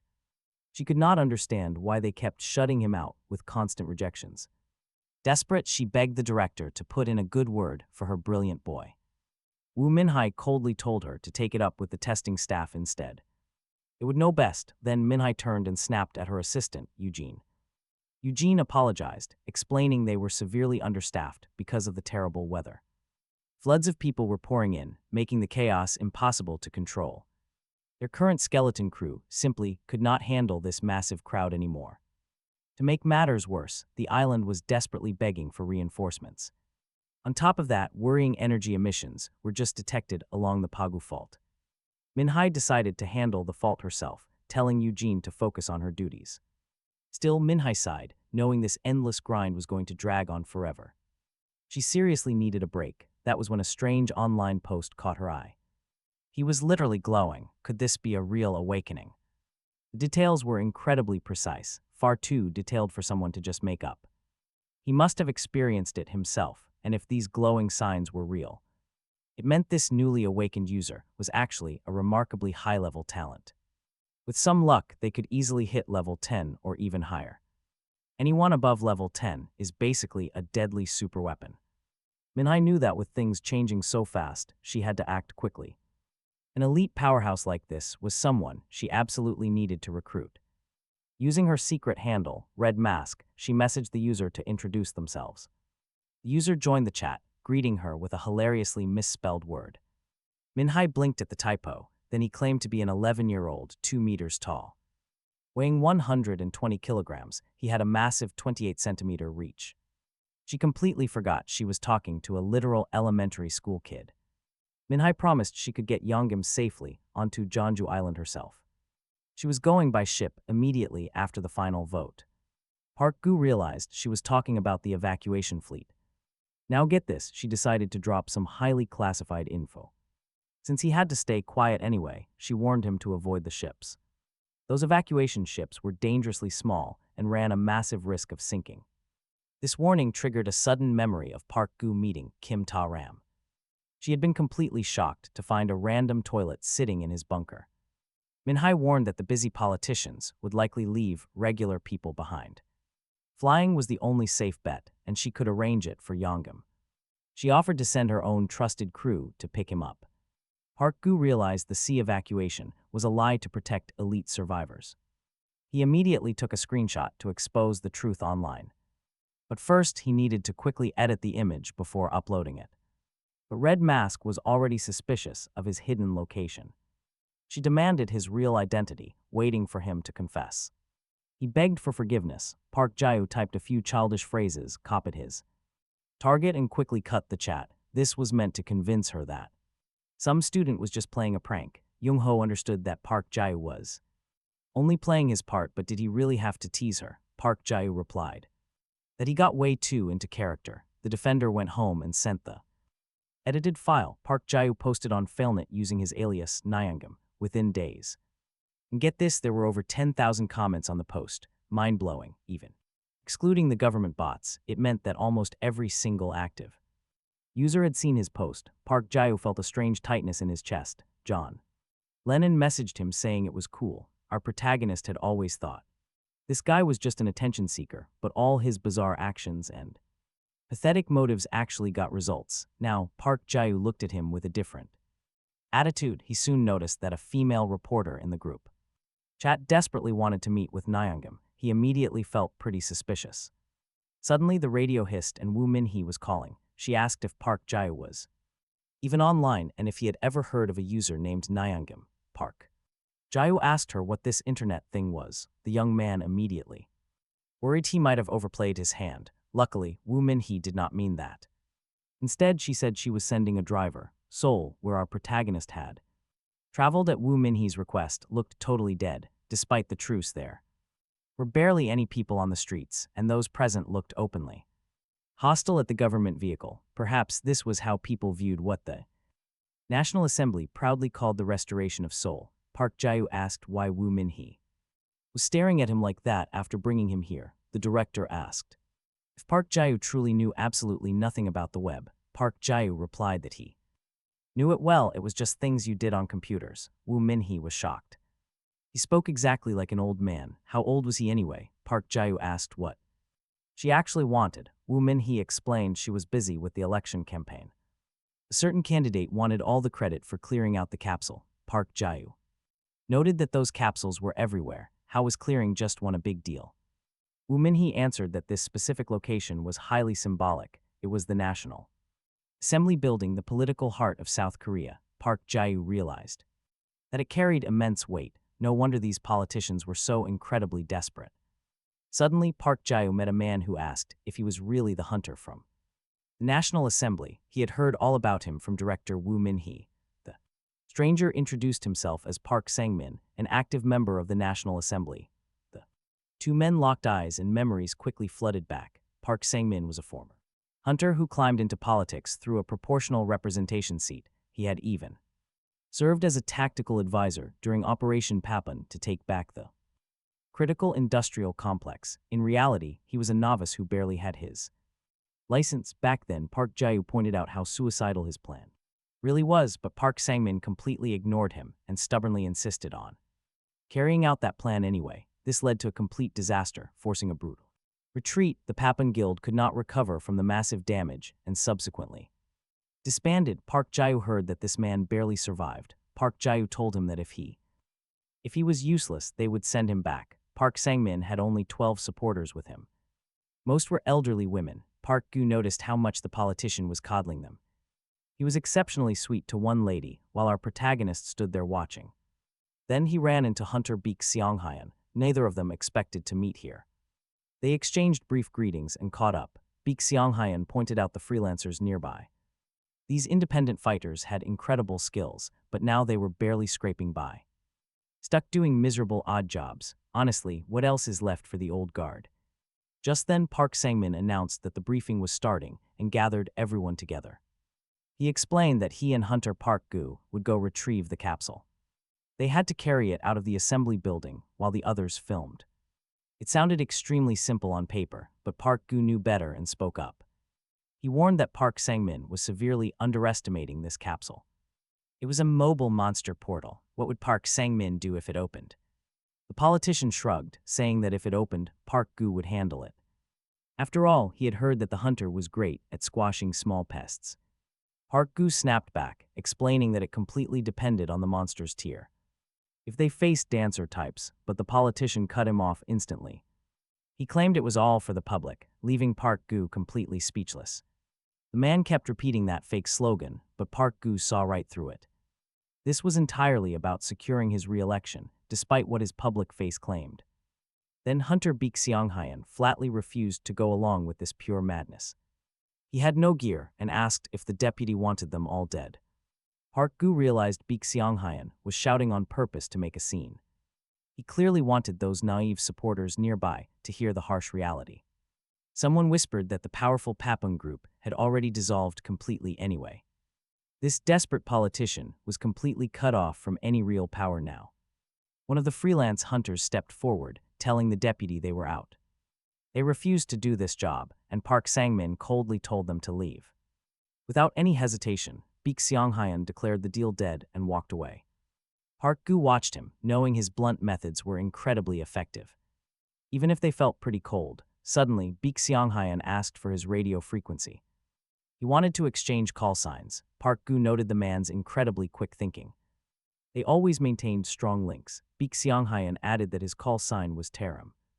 Park Gu instantly froze, because that radio call sign belonged to Kim Duram. How on earth did her private radio end up with these freelance hunters? Baek Seong-hyun noticed his obvious shock and asked if they had once been close.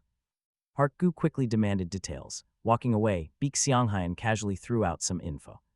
She apparently joined the Legion faction, but she backed the wrong side there. A terrible bet. Park Sang-min then approached Park Gu, looking quite deeply regretful. He admitted he had handled the whole situation with Chairman Jai Bong-ho completely wrong. Claiming he failed to recognize such an elite hunter, Park Gu just scoffed.